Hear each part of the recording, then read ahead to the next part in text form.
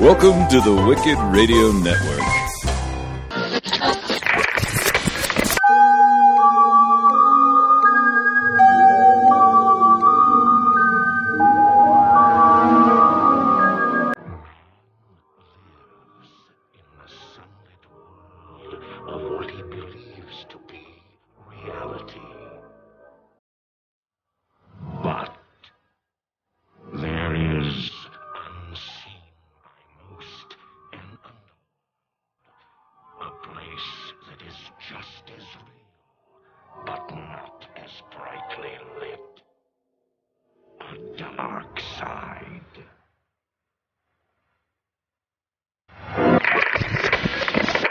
Recorded to you live from the bottom of a jug of feral wine.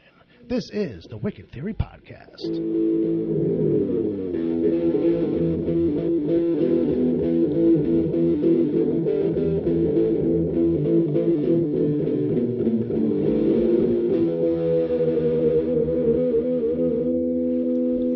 Yeah, welcome back to Wicked Theory Podcast. I'm your host. My name's Bill Sweeney, and it's still the same. I haven't changed it or anything. And I bring lately the same crew. It's my buddy Dom. What's going on? It's my brother Bob on guitar. Hello. And a microphone. And it's my buddy Ed. Well, I don't know. Maybe not my buddy. I don't know. Got the coldest stare I've ever gotten in my life. I'm still your buddy. Well, okay, but I mean, I went to you and you were like, I said, "Here's my buddy Ed," and you were like, "Nothing." And did I do something? I was pausing for dramatic effect. Maybe he just does not know you. See, maybe we gotta work these things out. So, are you officially only using your movie trailer voice now? From No, that's not my movie trailer voice. So how can we do that? How can we This is my movie trailer voice. now for the rest of the episode, or until I say okay, enough? Oh, come on. No, I really want. Yeah. So Ed, how's work been? Work's been nice. How good? Do you use your movie voice at work? Yes. Well, I recently got a nice little promotion, and I got my first paycheck yesterday. So that was nice. I went to Staples and got a new chair. Do you sometimes feel like one man, trapped or up against ferocious odds? Like, you know what I mean? It's one man against the world. Right, that's what I'm saying. Like you against like a tidal wave of negativity and workplace shenanigans. Oh, definitely. How about that? Can I get movie voice guy just saying shenanigans? Shenanigans. All right, folks, that's it. That's my buddy Ed. He's here on a regular, semi-regular. He's a semi-regular, regular. Mm-hmm. So how's everybody been? How's it going? That's it. Good. That's all. It's That's going it. well. Done. Good. All right. I'm all right too. I'm alive still. Still breathing. Still wheezing. So we got a nice packed show today. Some nice, some got good stuff news. on the some list. good news came through this week. Oh, we got good news. You want to tease it? Want to tease it out a little bit? Listen, folks. We got stuff like news, comics and movies news, movies news, Television news. Deadpool 2? Deadpool, a little bit stuff in Deadpool.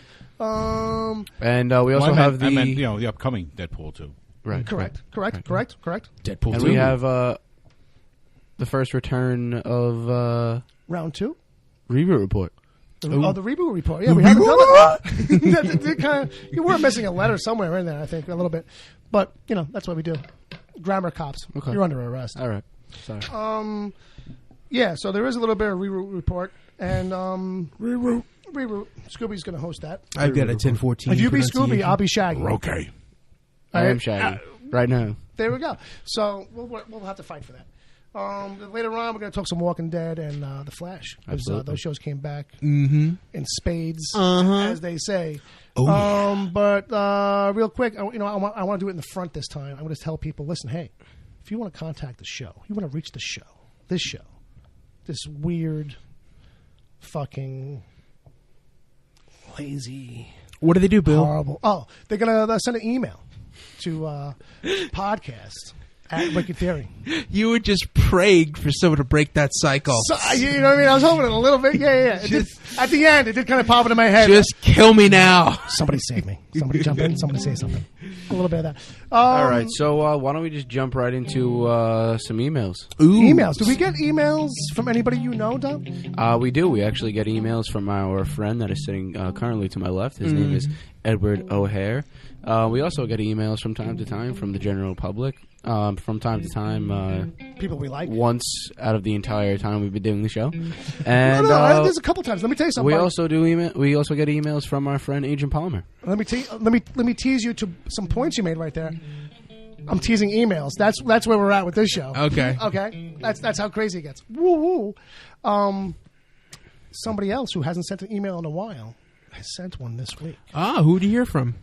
I'm teasing. That's the tease, Ed. Fine. TV 101. So let's just jump Tell right the truth, into Bill. it. Spill it. It was Mom. Holy shit. If Mom wrote an email, not only would I probably not be able to read it on air, but I would just probably die from the shock of her. Like Taryn or one of the grandkids must have written it for her. Ed. All right. Spotlight's on you. So let's do some Ed mails. It's your time to shine. All right. Gentlemen, what is the proper dipping sauce for buffalo wings? Blue cheese, ranch, or just more buffalo? Blue cheese. I'll say yes to all three. Blue cheese. For me, it's blue cheese usually. Yeah. Blue cheese, really? I am Gotta not go with the original. fan of buffalo sauce at all, so I don't really eat buffalo wings. Wait, so. what? No, Something about buffalo sauce. I'm actually with him, and that's coming from a guy who managed a wing store. Gentlemen, you guys are going to have to turn in your American. I still like burgers and hot dogs. I eat chicken Apple wings. pie, I'm not a huge fan of. buffalo. I eat burgers, So, like, hot dogs, steaks. I'm still American. So what do you say, the barbecue wings? Barbecue, just Not a fan of the spicy. regular. Yeah. No, I don't mind spicy. It's just This particular taste, just this particular flavor. the smell, the tartness. the smell. Of it, As soon as I smell buffalo sauce, it Well, just there gets is a me vinegar back. kind of Yeah, element it's to the sour. sauce, so sometimes when they come out hot, it's like, ooh, it hits me right in my nose. So I can see how some people would be like, ooh, I'm not even going there. I like spicy stuff, but no buffalo sauce. you like the ladies? You like them spicy? I do. Well, because usually Ed, how about you? wings usually come with blue cheese. By default. Yeah. Yeah, but I usually prefer like that creamy ranch flavor. I think what's happened with ranch is that somebody working somewhere just didn't grab the right white creamy jug out of the refrigerator in the back at the kitchen. And all of a sudden people are like, oh, yeah, ranch ain't that bad with it. You know what I mean? It just kind of defaulted into some secondary bullshit. Gotcha. All right, Ed, what else we got, my man? Gentlemen, where do you go when you feel like eating chimichangas? Chimichanga. That's a shop down the street. Chimichangas. Wow. Like, to be honest with you, I couldn't tell you what's in a chimichanga. The only thing I know about I think the only chimichangas... place you can get It's chimichangas around here basically is 7-Eleven. It's basically like a burrito with potatoes in it that's been deep fried. So why am I only learning about the ingredients now? So it's like a burrito Like, with, it with a lot sounds of filler. amazing. Wait, you've never had one? I just never had one. I think it's one of these things where probably because I just falsely presume it to be something other than that. Yeah, It's probably something I wouldn't like because it's got too much of X, Y, Z. You can actually find it in a lot of I would Deadpool guess comics. upper scale, Yeah, like Deadpool movies. Mexican restaurants. Like there's a place on Staten Island called Adobe Blues that I usually go. Did you say upscale? Well, Yeah, like yeah. mid, That's like like a basically, blues club. Not like knocking like I'm not gonna. No, they always had good food there. Okay, but, fine. They've always had good food at that place. I misspoke. It's Not mid-scale. like high end. I mean like a step above Taco Bell. So like Applebee's. so you're saying Like, Applebee's? so where you would like get a real food. Yeah, a local restaurant. Yeah. Mexican Applebee's is my restaurant. neighborhood bar and grill. I That's thought. your neighborhood bar and grill. Applebee's probably That's where you go for your Yeah, neighborhood that's- formerly frozen steak. That certainly is their slogan. Well, they're this week's sponsor, so I thought that'd be a good invisible way for me to shoehorn that in. Okay. So back to the question. I would go to Let's get serious for a minute about chimichangas, can we? any Mexican restaurant on Staten Island that sells Mexican Yeah, food. can't you get that at like what's that chain place? Moe's? Taco Joe's or whatever the hell it is. It's like I Moe's, think yeah, Moe's. Moe's Southwest. That's something like that. Yeah, I don't know if they do chimichangas. They There's might a couple not, of actually. them around They now. might not. Well, then they're chimichumps. All right. All right. How about that? Maybe after the show we got to take a pilgrimage over there and we got to try A something. phone out. call at least, and let them know. If we're gonna do a phone call, let's do it on air. You guys are missing opportunities here with the fucking Deadpool movie being out, and you got no chimichangas. What's up with that? All right. Another local question. Sure, keep it local, buddy. Gentlemen, what is your favorite TV episode shot on Staten Island? Oh. Anything on was it Grounded for Life? No. The one. I'm sorry, I was kind of zoned out at that moment. It's all right. I was still thinking about chimichangas. It's food related, so I understand. So, What's your favorite TV episode shot on Staten Island? That's kind of tough because there's actually been several things that might not be on most people's radar that have been done on Staten Island. I'm wrong on Grounded for Life being the name, but what's the dude from Gotham? Harvey? Ben McKenna. Donald Logue? Yeah, so the sitcom that he was on Fox for a while when he it played was sanitation dude. Grounded for Life. It was. Okay, so that's supposedly on Staten Island. So, and I think a little bit of it is filmed on Staten Island, but I will give it a fucking flag and a wave because I'll take that as being Staten Island. Okay. That's hometown for me. Right. If you film here a little bit, but the whole show is supposed to be here, even if you don't address it Well, he's just week, referring to an episode. So. Yeah. Well, I'm saying every fucking episode. Episode 1. Don't they do Gotham here? They do Gotham over on Bailey Seton, right? There have been scenes, if you go... The former Bailey Seton Hospital. Anyone here sneaks over by the Stapleton train station. I hear they just put the sign back up. Actually. Oh, really? They take it down, they put it up for a little while, they just leave it up. Yeah. They do shots, they kind of leave it up overnight. Because I've seen the Gotham City morgue or CSU trucks parked in. They'll be parked outside there on Vanderbilt. Yeah, or if you can go there's some parking lots that are locked up. Okay, you can see some of them sneaking in there. Who's sneaking in? They've snuck those cars in there. Those Gotham police vehicles. I thought it was villains. GCPD. All right, Edward. Anyway, what else we got, man? But yeah, I mean, outside of that, well, what would you say to that one, Ed? There was an episode of Louie. Where the HBO Louie? Yeah, no, FX. FX, okay. FX, where he's on this date with a chick, and the blonde chick, the short blonde chick. No. This was she was only in one episode that I remember. But he's on this date getting at a coffee shop, and this kid in he's wearing a leather jacket, and just basically makes fun of Louie and demoralizes him in front of this girl. Okay. And walks away, and basically it ruins the date.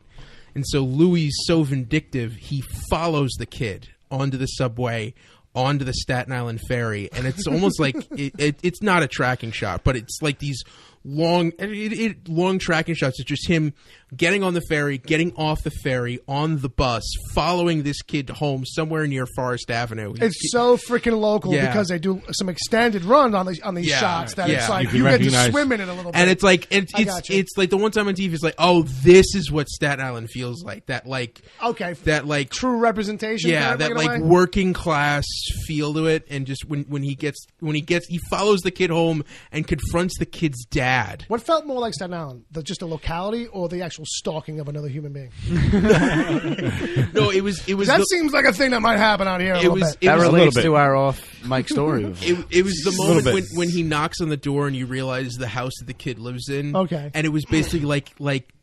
Two houses up, it's like I've seen that. I'm pretty sure I've been on that block. Yeah, I don't know where that block is, but I know and that it was like every working class. I see your belly button, Dominic.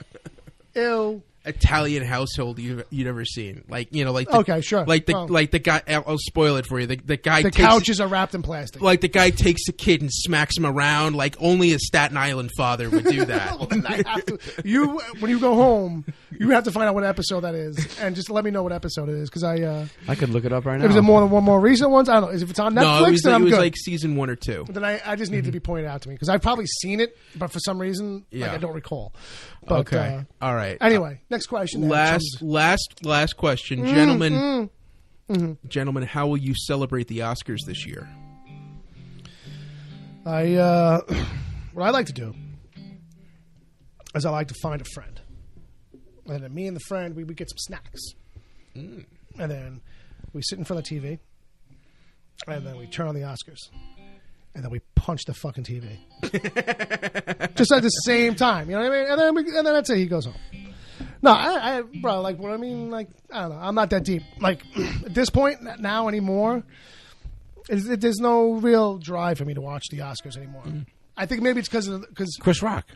Well, wait, who's hosting? Chris Rock. The Chris Rock? Yes. Is it on HBO? No. Then it doesn't matter. That's all I'm saying about that. That's what I thought I just addressed now. yeah, you know what? Because I saw Chris Rock the other day on HBO. I think, and it was like shit from fucking 1990s. I don't even know if it was 1990s, but it was his last. I think it was Bigger and Blacker, and I was like, damn, Yeah, man, that's what like if Chris 97. Rock would do this material now? Because of the way things are different. I was actually sitting there like, and I love Chris Rock. I've got 2 fucking CDs, bro, and I used to listen to those things endlessly. But like, I'm like, and I'm all about say what you feel, say what you want. Nobody can say anything about whatever you want to say because that's your thing. Like that's freedom of speech. You know what I mean? But I'm sitting there like, I just wonder as a comedian if he like, you know, because some of it was like, ooh, I don't know. like in today's fucking lens back, I'm like, I don't know if people would let you fly with that like a little bit today because today's a little bit too much. But not to get all about being PC and shit. I'm interested to see what he does, especially with the whole diversity controversy. I think he's the perfect host for this year. I mean, yeah, And it will not be talked about. Yeah, and You know what I I think mean? this is Like- the first time he's hosted. It'll since- definitely be entertaining. I think this is the first time he's Certainly. hosted since he ended Jude Law's I'll tell you- career. I'll tell you what, Ed, you just made me now kind of want to watch it this year. Good. I didn't know it was going to be Chris Rock. And, you know, even with that, I probably would have dismissed it. And now you're kind of like, oh, you know, he's going to say some shit about the fucking whole diversity thing going on. So I'll have to be on point. I, for one, don't. I knew it was Chris Rock, and I still don't care well, that is your because opinion, it's not the and HBO Chris Rock. Fair enough. Well, it's always Fair like, enough. I always wanted to be part of like an Oscar party, just because like I follow movies so much. You know, it's like. The way most people treat Super Bowl parties. And, But like, would the you way- want? the Would way you be? my- Would you be satisfied if it was only as the way that any one of us would ever be there? Just basically as a server. Like, would you be okay with that, or do you have to be? What do you the mean? mingle? Well, what I'm saying is, I don't think any one of us would end up in there unless we were actually working the party.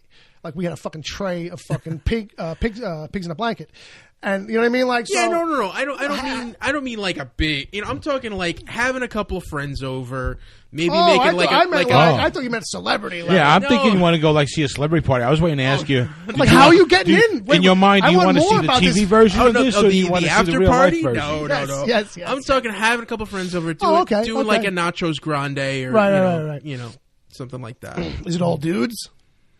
No, not Not in necessarily. conception. Not Yeah. necessarily. I mean, not in conception. No, it might end up that way, but you know, no. I don't know if that's really up my boat. I mean, I might live tweet it. That's a thing.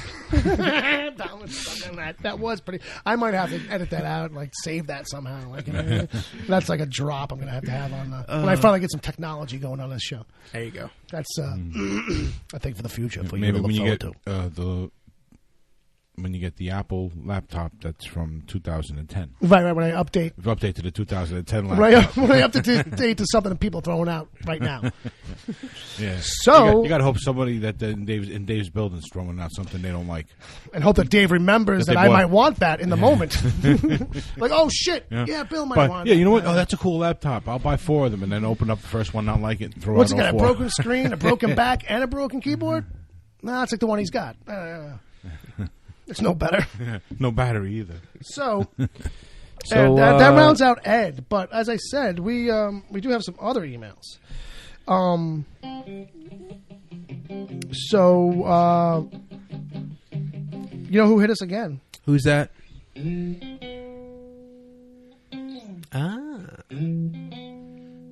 And I didn't even set that up. We're with hearing him. from Agent Palmer. We are indeed hearing from Agent Palmer. I didn't even set that up with him, really. No, He might have overheard a phone call. Fair enough. Oh, some echo effect. So, what's Agent Palmer want to talk about? It's not as creepy as this sounds right now. Oh, okay. Bob's playing. He says, to the Wicked Theory. Oh, I'm sorry. To the Wickedest podcast in theory. I hope all is well. That's how we started last week. And I actually, that's not that bad. Okay. It's kind of witty, right? Yeah. And that's him overall. Kind of witty, right? Not just kind of witty. Don't be mean. No, I love this kid. He works really hard. Let's put it like this. If he's nervous about what I just said, just remember, like, I wouldn't answer your phone calls, buddy. All right? And I answer a lot of them. Holy shit. No, I'm just kidding. All right. No, it's not that often that he actually calls. It's just not that often that you guys hang up. Right, it's not that often that he calls every day. Do you really think like he hangs He only on calls you- once a day, but it's like 4 hours at a time. Do you really think he hangs on your every word? Like, oh, like if you judge him, like he's gonna be like, oh no, No. like he's gonna feel No, you're 'cause gonna he break gets his shit. spirit. No, because he gets shit from Grant. Yeah. And so I get to hear him kind of like mentally digest that shit when I'm on the phone with him for 4 hours, as Bob said.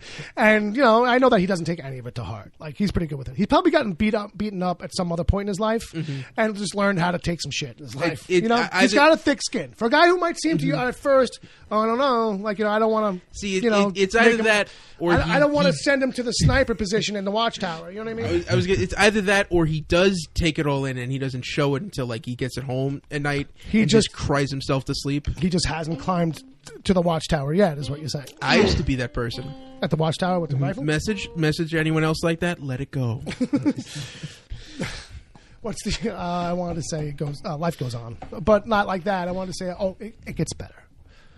It gets better, right? Isn't that Why are you lying to people?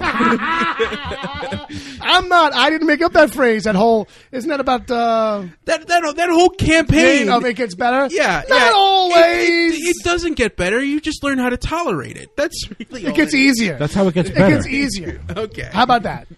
It gets easier to digest.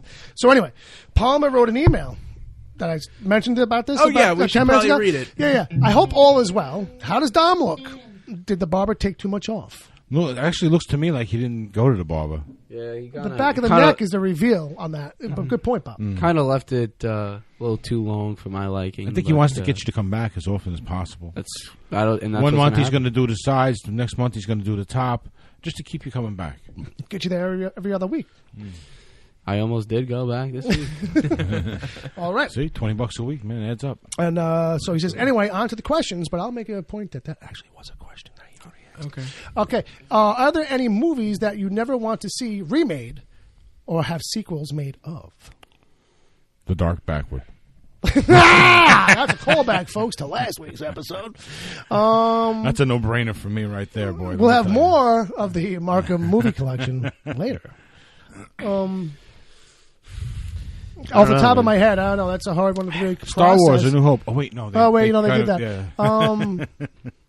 Like, you know what? I'll say this is a thing because it's been announced recently. But Memento, I'm really kind of like personally offended. Like I'm rarely ever like, do I see an idea where I'm to a level where like that just really gets to my core. See, like you know what I mean? Like really, like usually it's like, it's a stupid fucking thing, whatever. But that, like, maybe because Memento actually meant a lot to me. Like I obsessed about it a little bit. That's probably what it really is. Well, but like, you know, it's the kind of thing where like, and I'm open to reboots. I love remakes. I like the idea of going back and taking things from a different angle. In certain aspects, I can get it. But I think the thing you have to watch out for, and Memento falls into this category, is something that is such a singular vision. Something that the only reason it works is because of the people involved. Yes, it's very much that, but it's like, like I really feel like it's one of those things. I'm not saying it's all like, you know, sacrosanct. Like I don't want to see a remake of like the Psycho remake where it's like, oh, we took the exact script and the exact camera angles and we just kind of remade it. I don't want to see that. I don't want to see a reinterpretation. I feel like it's one of those rare things that kind of feels like it's good as is, you know, in a way where it's like to really kind of redo it doesn't make any sense. And especially now, what are you going to do? The only thing you can do is update it. So now what does he do? He has a cell phone? Like, so... See, I think of that. And even at the time, he probably should have had a fucking cell phone and been taking pictures of everything. See, Dom, have you seen Memento? No, I have not. You will be leaving today with it. It's a trip. Cool. It's a trip. But that's my example of that. So that we won't belabor this too much. So, does anybody else have anything that maybe has sprung to their head about what should never be remade? What is like Citizen Kane? Can people remake Citizen Kane? Star Trek. Well, I don't know why you want to make. Sorry, I said Star Trek, but then I realized that they've done that over and over and over. And it's coming again. Yeah. But Die Hard. Oh no, that was Deadpool. That was Deadpool. 2016. Deadpool, yeah. See, like Star Trek's such an open universe. There's different places you can go. Oh, fuck. I thought he was going to go Citizen Kane, but you got him with Star Trek. And both of those, he probably trying to decide which way to go. Citizen Kane is... I don't know why you would want to remake that, because the whole reason to watch that movie has nothing to do with the plot or the narrative. It's how the movie was made. But I almost, to the same artistic reply to that, I almost feel like that was Memento. Mm-hmm. You know what I mean? Yeah. And that's a lot of like classic movies, especially stuff done in like the 40s by like Billy Wilder. I think his whole catalog, like Double Indemnity, The Apartment, and I think there have been remakes of some of those movies, like just TV movies in like the 70s. Enough and 80s. of you. All right. ADD radio. I can't do it today. I've been drinking. Just in case anybody's wondering what's up with Bill's energy today, I did have some vodka before we started the show.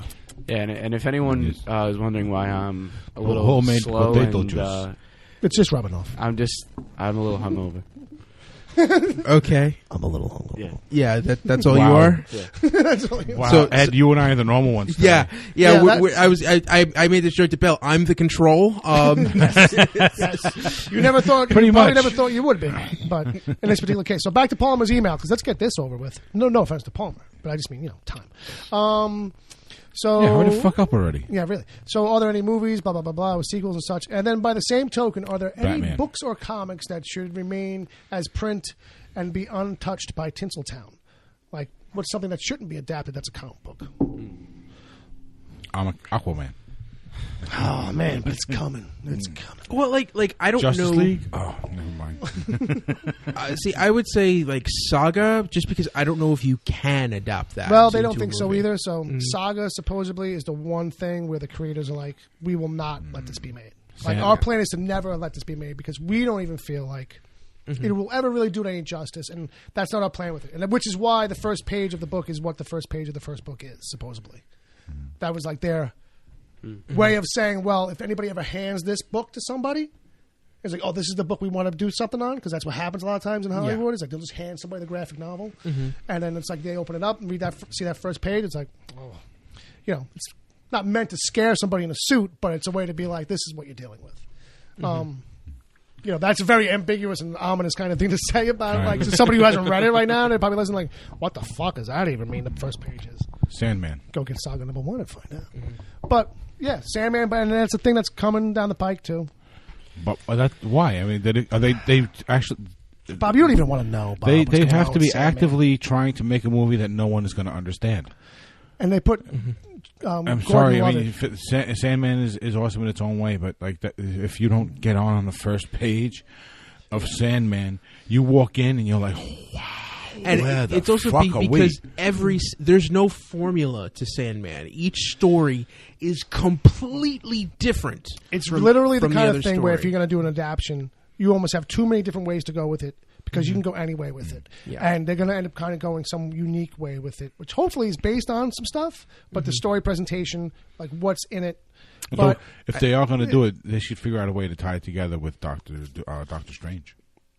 well, it's two different companies. yeah, I two know. different companies. Yeah, I know. Dr. Fate. Dr. Fate. But I think Yeah. You can have him. Joseph Gordon-Levitt, I believe, is still involved with the development. And of I that. think the plan is like some projects they're letting him slow gestate so that he gets it right. Because I think it's one of those things that the people at the studio seem to kind of be okay with the fact that it's like it's nuanced, like, and it's art housey. It's not going to be superhero spandex Avengers numbers. You know what I mean? If you want to hear some interesting stories about versions of the Sandman movie that thank God never came to be, check out the book Tales from Development Hell.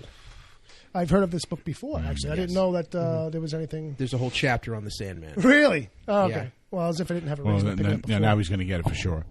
One though, I think that they might want to consider DC would be Ragman. Yeah, we've mentioned Ragman on the show before as being something very different. Yeah, it definitely would be different, and it might be a way for them to like shake off all this dark and dreary like universe. Like if they ever do that like Justice League Dark Something outside movie, the box. Ragman would be a perfect character. Yeah, Ragman would definitely, which is basically the Justice League Dark thing, Bob. If you're not, and anybody else listening, is more or less Suicide Squad or Avengers team kind of thing, but it's DC's dark and supernatural and weirder kind of characters, kind of a thing. All right, so back to Palmer because it's like again, it's taking too long.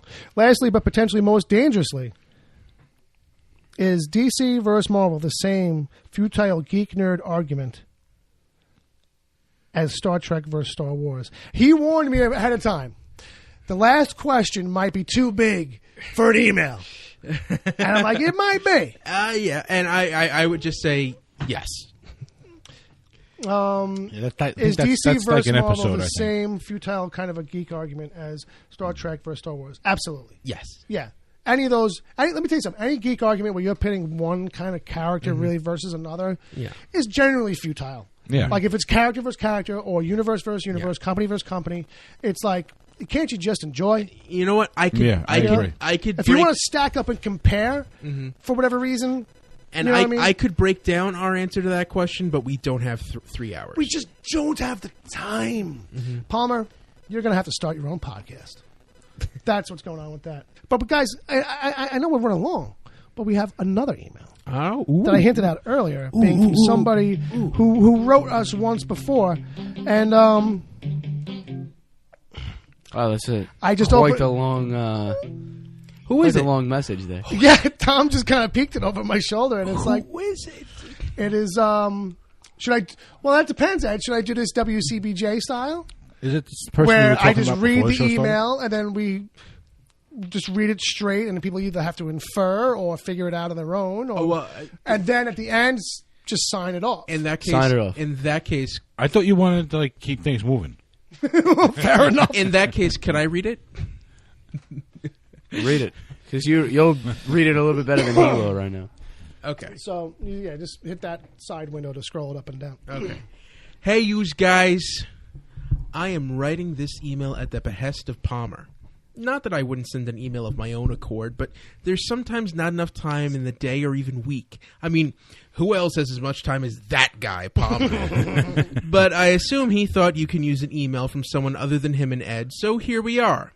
I just so happen to be writing this email from a treadmill. Yay, technology! Nice! First, I wanted to address the white after Labor Day thing. I'm no expert, but I have a theory. See what I did there? I do. Labor Day is known to be the last hurrah of summer. After that, you start heading into fall, and the days start to get shorter, leading into winter. Fair enough. Fall and winter tend to have darker tones, and the weather certainly tends to be more gray. Imagine wearing white in this type of weather, walking around all pale like a white walker. Wait, I'm like that anyway, though. Don't get me started on snow and the blending in factor that presents. You live in Arizona, Steph. So I know that it's Steph.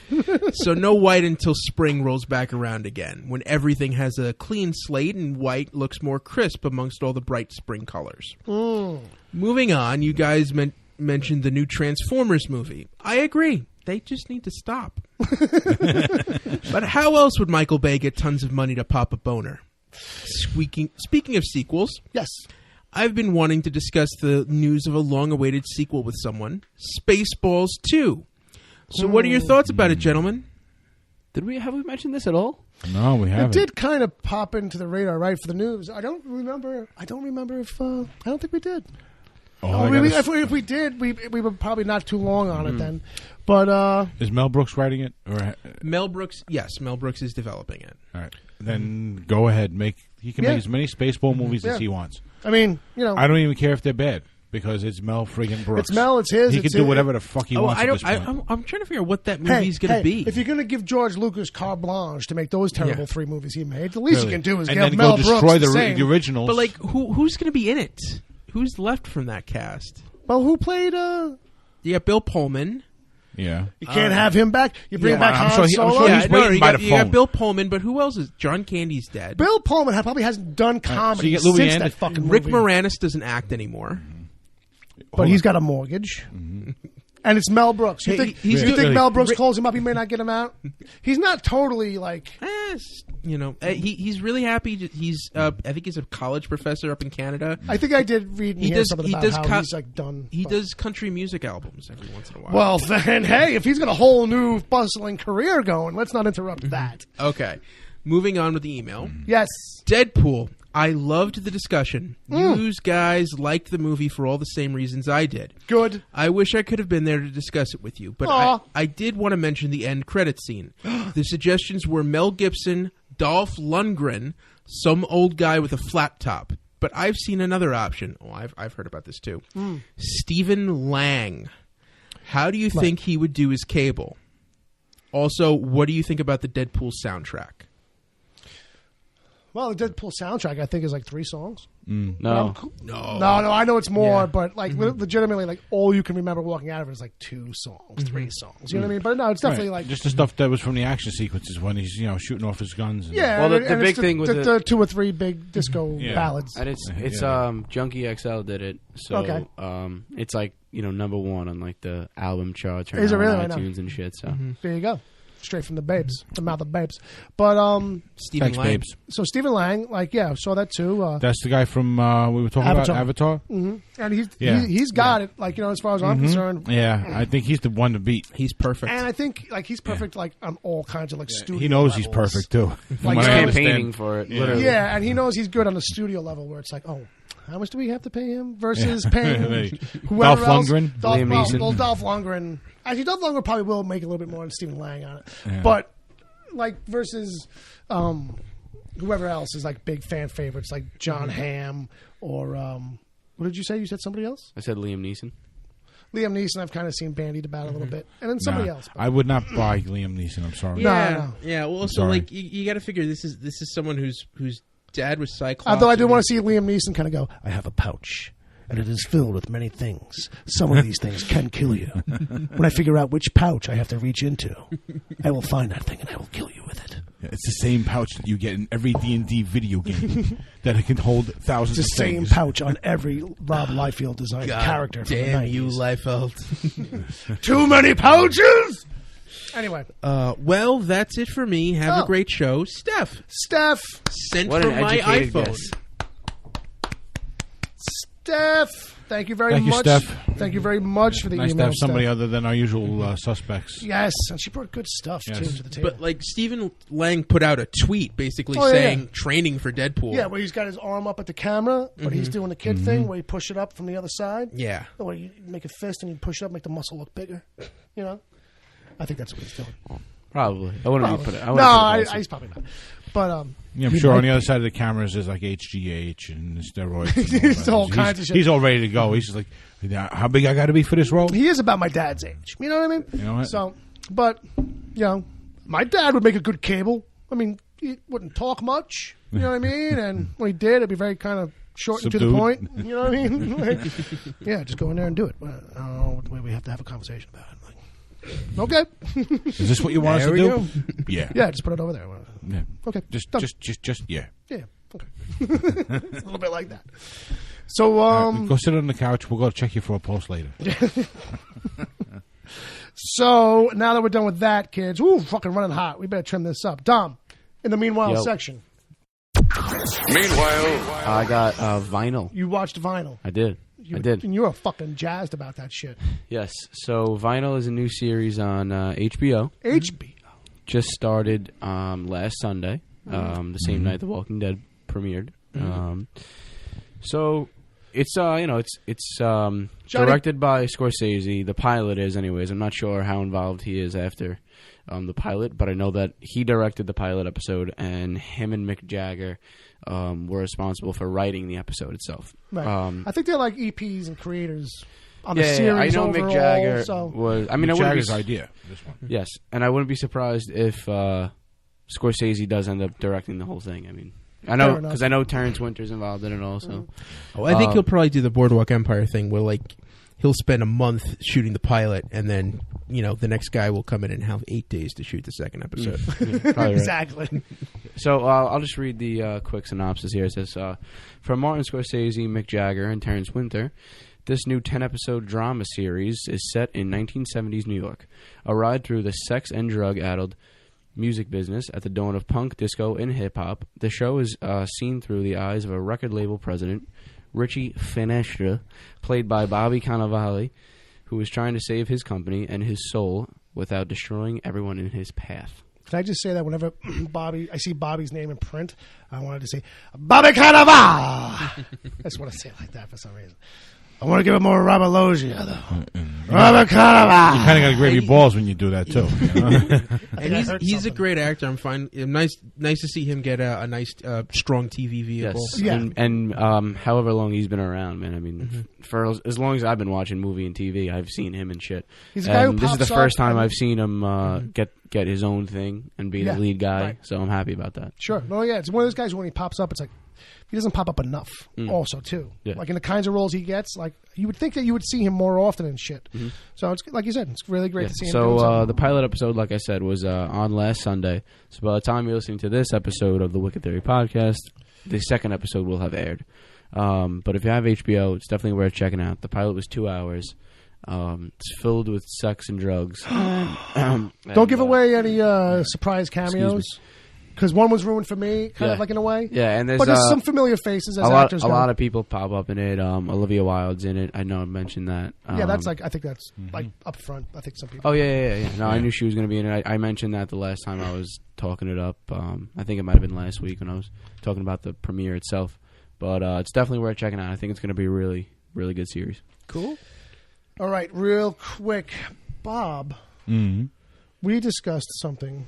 Yeah, we did, but I also have something else that I came up with that I remembered seeing during the week. Oh, shit. So left turn for Bill right now. I have no idea where we're going. What Bill wanted me to talk about was... let's do that first. We were watching... I was watching one of my car shows, because as it's out of the bag now, I watch a lot of those. I can't remember which one it was, but these guys, they were doing a 240Z. Datsun 240Z from like 1973. Right. One of the very first ones ever made, one of the first 100. And they were rebuilding it, and the guy says, "Oh yeah, look, I noticed there's one mod here that was done back in the day. It was actually done for a very good reason. There's the oil filter. The oil filters that used to come with these cars were garbage. They couldn't filter shit. So evidently, people would take a roll of toilet paper and stuff it in the cap. They'd buy the filter, take the filter out, put the toilet paper in there, and then screw it on. So he pulls it out, and there it is. A 30 roll of toilet paper, still perfectly good." From 1973.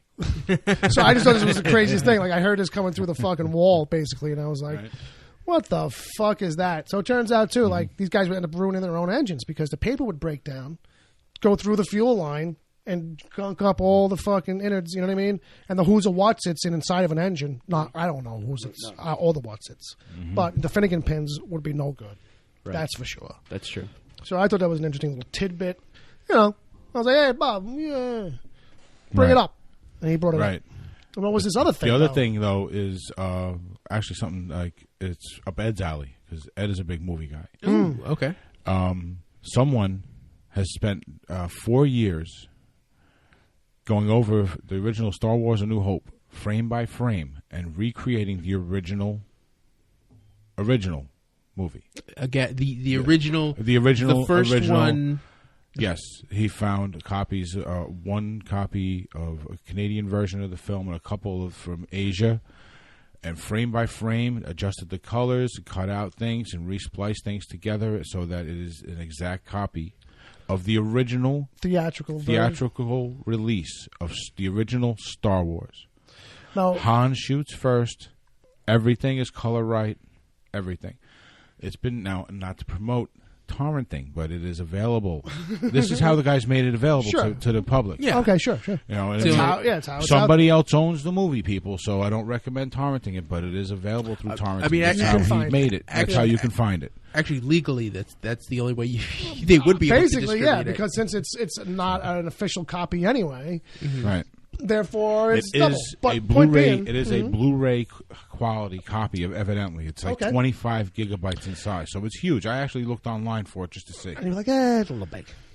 Yeah, I was a little interested in seeing it, but not that interested. I was like, no, you know what? I'm not going to download it. I'm not going to, even if it was 2 gigabytes. Yeah, I had seen the headline kind of popping up here and there, and some recommendations. I didn't really jump on it because I was just like, I didn't really realize it was that intricate, you know. Yeah. If I had actually read the article, it was then I could have done judged frame it. by frame. Found 3 or 4 different copies of the movie, and edited everything down frame by frame, color matched everything because all the digital.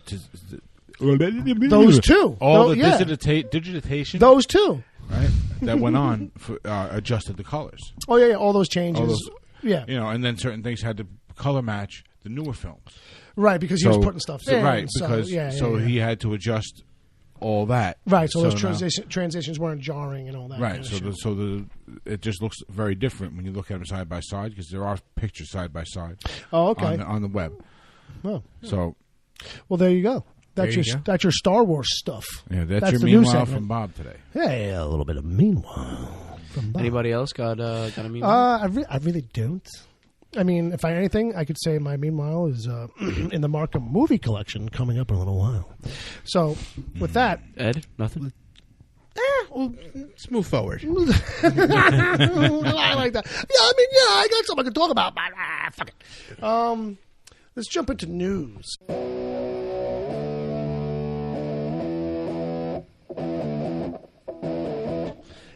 Yeah, news.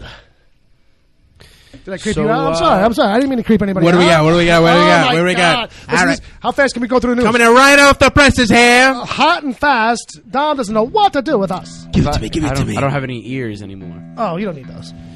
So let's kick it off with some comic news. We got a few things on the docket here related to some comics. Talking about the funny books. Let's kick it off with... Let me just say this real quick. I think the stuff that I picked is kind of like a, general interest. Like, even if you're not into comics, you might dig on some of this stuff enough to go check out some comics. There we go. Agreed. You know what I mean? So, like, for instance, this first one here, this kind of ties... Well, this is some Walking Dead stuff. So, Image has unveiled that their... Walking Dead stuff? Their catalog supplement for ordering... that they're going to start putting out. So what it is, every month, Previews, a magazine called Previews comes out, which is from the only distributor of comic books. Yes. And it allows you to see what's coming out 4 months from now. It's when everything gets announced. Wait. Solicitations, it's called, my friend. Am I wrong? Yes. Okay, then fill me in. No. No, you're right. Fuck you. I had momentum. Anyway, so what happens is that, like Marvel over the years has decided to put out their own little booklet to the side. That annoying separate Marvel previews. Right, which costs you $2 or something like that. Well, it's free if you buy previews. But it's free if you buy the main book, which is about $5. But it's this big, thick, like, kind of catalog where it's not just comics. It's all kinds of cool toys and T-shirts and shit coming out. But anyway, point being, it's all the solicitations for what's coming out 3 or 4 months ahead. So Image is going to do that. Put out this separate little side one with previews, which will also cost $2 if you want just that. But here's why people might want it. But will all the information in the Image previews be in the regular previews? Nope. There'll be a section where like Image will kind of list some shit. Okay. If it's like what Marvel does. Marvel kind of puts inside the main catalog, still lists some of their stuff. Generally, like the bigger items over a couple of pages. But the full rundown is in that separate book. So, but what Image is going to do is they're going to put a 4-page short story over the first 8 issues, I think. Wait, you're telling me that they're giving me content? Actual content. Like original content? Not only could you order like calendars and merchandise. Supposedly there's going... Dom's like, fuck this fucking bit. I'm done. The first 12 issues... By all rights, do it. Yeah. The first 12 issues are going to include a 4-page Walking Dead story by series creative team of writer Rick Grimes. I'm sorry, Robert Kirkman. Carl's doing the art. Robert Kirkman and Charlie Adlard. And it'll add up to a 48-page story involving Negan and I guess possibly his origin. Well, that's the way they mentioned it is. It's some kind of backstory for Negan. And the only place I'm going to be able to find this... Yes. ...is in the Image previews. Right. In the Image preview Diamond catalog previews. thing. Diamond preview supplement. Well, suddenly, you have a reason to buy that. Ain't that a son of a bitch? And it's going to be called Image Plus. Is the actual, the name of the catalog supplement. Because every time someone buys one, Image gets $2 more.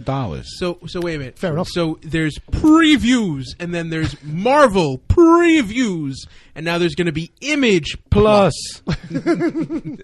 What's in there, though? Is that previews, too? I don't understand. Someone's deviating. No, because it's previews plus the Negan story. Fair enough.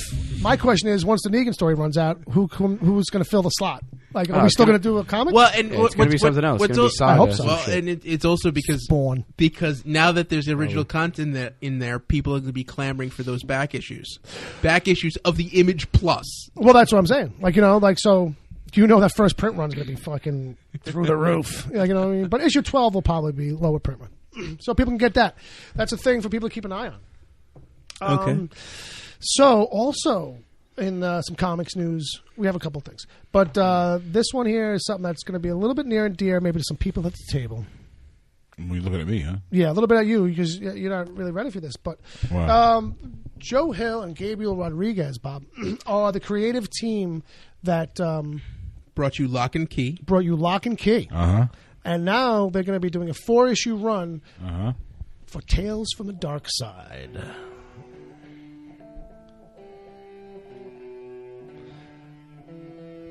I wish Is that a tale from the dark side? Right That there? is Tales from the Darkside. I wish I had printed up the fucking intro where he's like, something creepy, creepy, creepy, creepy, creepy, creepy. Man lives in what he perceives to be Reality. reality. Right.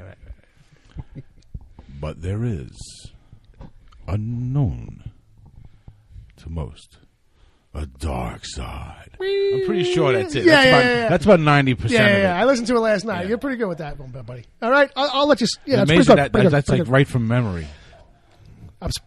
I don't want to criticize your memory. All right, okay, so it's too easy. So anyway, so that's coming out in a few months. It just got announced. I'm like really excited for it because it's those two getting back together, and I loved them on Lock and Key. Obviously, Dom's read it, right? Yeah. Lock and Key? Yeah. was excellent. Am I? Fuck off. He's like, you don't remember me having those books every day for fucking months? The reason why I don't remember is because I never gave back to you. I'm like I did, right I now, did. like I those did. are my books. I did, I did. Like I thought you bought your own. Actually, I know our friend Grant. Went to the comic store. We recommended. Did he buy those? He bought the entire collection for $60 on Amazon. Oh, that's And right. That's right. Wow, that's a pretty good deal. We Yeah, haven't, yeah. It is actually. We haven't gotten. That's a hardcover collection. Yeah, I was by the gonna say Wow. that's like some kind of I was gonna say some special collection. I'm sure. And $60 on Amazon. That's right, folks. I was actually thinking about buying it myself just to have it because it's such a great story. I've only It read is. I've only read a Nice couple on the trades, but it's a bookcase. great story. Oh, yeah. But back to the original point, Grant hasn't given us a report back on those books. We're gonna have to contact him in that private DM that we So have. I mean, Well, we're over he here doing the enjoyed it MAKHAM so movie much that the collection. pages are stuck together. Fair enough. Maybe he just hasn't started. We don't know Grant. You know, I mean, he's Michigan people. He's updating the Canada. he's one of these guys that claims, "Oh, I really He's don't half do Canadian. that a lot." You know what I mean? But anyway, my point being that he did say that we did give him a bunch of things to go check out. And So the he only might one not I have know- started reading yet. Well, the Yeah, only one I know unlike that what he got- gave us, we didn't give him anything bad. You're going to be holding on to that movie for a while. ain't Yeah, you? but I was holding on. Dude, that scarred me for life. You don't know. No, we do now. Did you see the tweets? Well, we came up a notch this week, but you were going to say it, buddy. No big deal. No big deal. All right, so so Moving on. just real quick for those who don't know, Tales from the Darkside, if that's outside your wheelhouse, was kind of like some anthology-based, kind of horror-based, creepy stories. Kind of like Twilight Zone, very Twilight Zone-y, or but with a Outer little more Limits. horror, a little more of a horror edge. More on the horror edge, definitely. And so the idea with this is that while it will be anthology, it will be definitely a thing where if you've read all four, you can see some overarching kind of stuff. That's kind of like Right. they kept on loose about how much it's going to matter, but that's what they were saying. So I'm excited for it. Sounds like it'll probably be some like cool, creepy like essence that like kind of like manipulates things or something. As long as Mulder doesn't walk in, you know what I mean? That kind of a thing. It's Cthulhu, Scully. I'm telling you, and I'm good. So I hope they're like double-sized issues though, because it's only a 4-issue run. yeah, it's only a 4-issue run, which would kind of put like a really thin trade paperback or graphic novel Yeah. out. It could be a test too. But To see how receptive people are. Most, That's possible too. with IDW, most of their trades are just 4 issues. Okay, so would they keep that down to like the $10 or $8 price point? No, they're like 15. Well, that's not right. Yeah, no, or it might even be 20. But like, because I was collecting Star Trek and Ghostbusters, and those were all 4 issues. Was that a crossover? Star Trek Ghostbusters? No, I don't think they had that crossover. Not yet. They did Ghostbusters Teenage Mutant Ninja Turtles. No, I know. They With- did, with- they did Teenage Mutant Ninja Turtles versus Batman. Yeah, And they yeah. also did Star Trek and Green Lantern. So. Star Trek Green Lantern. So that's what I'm getting at. Pretty soon it's going to be Muppet Babies. on the Muppets in holodeck Space. at least. Muppets in Space. Pigs in Space. Muppets Pigs in Green Space. Lantern. That was a bad Pigs in movie. Space. Remember that movie? You want to know? Remember, like Muppets disappeared for 15 years and all of a sudden showed up. Yeah. That movie's why. Yeah. Muppets in Space. That was the last one. That started out as a bit on the original TV show. Yeah, it was Pigs in Yeah, Space. Pigs in Space. So, all right, so now to get down to the nitty-gritty for a little bit. So, big news to a degree is that DC Comics has announced something called Rebirth. And it is their... They're going to shove all the really bad comics they've been making for the past 30 years back up their ass and then shit them out again? Yeah, well, I mean, to a In a degree, I degree. think that holds up because, opinions vary on what they've been putting out. And, they are definitely going to, relaunch to some degree. I feel like they're doing this so often now. It's just losing impact. Well, That's a thing, too. Yeah. Well, That you know is what it definitely is? a thing. You know what it is? I mean, look, I have been reading comics my whole life, so you guys probably have a different opinion on this. But Okay. for someone that came in kind of after the New 52, I find it hard to catch up on all these great stories that are being put out right now, like that are all 50 issues in. So Okay. like Green Lantern, Flash, and all that good shit. It's not easy to jump right in and make a commitment to reading 40 plus issues right off the bat. You know what I mean? So. Right. I think that's probably the way they're looking at it, as like once we get to a certain issue number, of all our main titles, we might as well just maybe not reboot it, but relaunch them to number one, so it brings in readers that weren't already reading those stories from the beginning. Because I know that as soon as they do the Rebirth, all those stories I'm not reading right now, like Superman, Flash. Green Lantern. Right. I'm going to pick up all those numbers, all the number ones at least, probably more than that, because I'm sure they're going to be good books. Right, and it's not a collector's thing. It's really about like, all right, let me see which ones out of these are actually going to, interest me. And from what I understand about this Rebirth thing is that they're doing this to really try and get lean and lean their shit out. Well, get rid of a bunch of things that aren't doing good. Merge a few things that are kind of doing okay. Like they're doing two stories. I know. It's going to be like Harley Quinn and somebody else, like crossover books. Right. So they won't be starting with a Batman versus Superman book, right? Oh, they actually have one out right now, like the Prelude book. But that ties directly to Right. Well, I meant Rebirth, Rebirth starting with Batman versus Superman. Well, here's one of the things. Well, possibly Batman and Superman are going to retain. Well, that's what I was going to get to. Yeah, Okay. all the stories that are out right now that are like their top sellers, like Batman, Superman, Flash, Green Lantern, Harley Quinn. Those are all those books, even though they're getting a relaunch at number one, the story is not gonna it's gonna just be a new story arc. Like it's not gonna be a complete reboot. Right. They're It's not not gonna like, reboot the everything entire changed. Right. world. For the A-listers, they're getting new titles. Right. For everybody else, they're getting started over. But but it's not like everyone's getting new costumes and new backstories. It's not like, okay, exactly. here we are with the origin story again or any of that. It's just it's just a new arc. It's a new starting point. For Batman and Superman, they're maintaining. The two big titles from those lines are maintaining their numbering from back in the days. So it's like 930 something. No, that's Action Comics and Which is Superman. right. Well, but Well, I mean, there's it's not the the Superman title, and then there's the Batman titles. Fair enough. Superman, Fair enough. and Detective Comics. Yeah. Right. Batman, Detective Comics, and Action Comics. Right. Fair enough. Well, I mean, I said fucking I their mean, titles. whatever. Their respective titles. No, I know. All right. So my point being, though, that they're trying to... The thing in Jeff Johns, if you go to the article, in Jeff Johns' announcement, one of the things they're really trying to do is do right by all the shit it seems like a lot of the fans have been complaining about. Part of this, supposedly, is about kind of cleaning up a little bit of old mess and current mess and getting it back to a point where, yes, everything matters, but here's some kind of clarity and some new starts. There was the whole term of rebirth comes from Green Lantern rebirth and a Flash rebirth restarts that happened a few years back. One of those was really good. Well, supposedly, according to some, both of them are really good. Did you read both? Yes, I did. Okay, so then that implication is fine because as long as but well, that's kind of their approach supposedly to kind of this whole thing, and that's why they took that name. And supposedly he was a little protective of it because that was his project, I think, at the time. One of those two books. No, I think he and Vince Guyver did both of them. Okay, so point being that for whatever reason he holds that term rebirth a little close to his heart supposedly, and it's let's not that means a specific thing to him, to Jeff Johns. Yeah. So it's like this relaunch has to kind of work with that. My point being that it's supposed to be more about the fans and shit, and to that end, the price point. Yeah. So that's one really big thing that I liked about it is that all the new number ones are going to start at $2.99.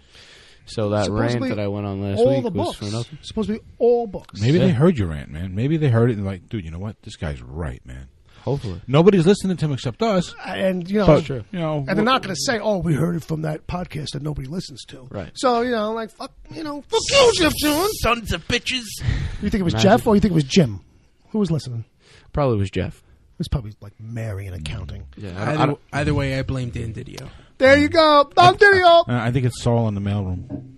So, one big thing about this is the price point, obviously. But another thing that I liked a lot was the fact that Jeff Johns and Jim Lee came out and said, like, you know, they didn't say it like, you know, exclusively that we kind of have some shitty writers writing some of our books right now. But what they did say was we're trying to get some big names to sign exclusive deals with us so that we can get them on the big name titles. Like, you know, I think Brian Buccellato still writes the Flash title. Like, he's a good writer and shit, but right.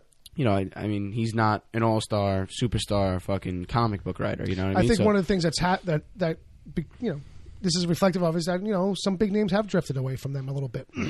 I'm not saying that they're all at Marvel because they're not all really at Marvel either. Like, everyone's kind of like. Everybody who's got a good name right about now has an Image book too. That's or two or three. You know how this will work. To a degree. By issue 5, they'll bring in Dan Jurgens or Keith Giffen. Dan Jurgens and Tom Rainey. They're fine. They're fine. Serviceable, very serviceable. Yes, and they've been serviceable since 1987. That's why they still work. But all right. So only thing I was going to say is that all the titles are going to be $2.99. Some titles are going to be bi-monthly though. So every 2 weeks, every other week. Wait, bi-weekly. Bi-weekly. Yeah. Yes. I stand corrected. Maybe even corrected again because now you got me doubting if that's even right. Maybe it is bi-monthly. Bi-monthly is every 2 months. No, fair enough. I get the correction. Now I'm wondering if I was ever right at all. Guys. You know what I mean? Guys, I'm doubting my doubt. Guys, take it easy here, right? The fact is it's going to be coming out every 2 weeks, and they're going to be hoping that you buy it every week, so that's why they want you to buy weekly. There you go. I guess that's Lou for marketing. Actually, Tips from Lou. It's Larry. Tips from Larry for marketing. That's going to be a new segment on the show.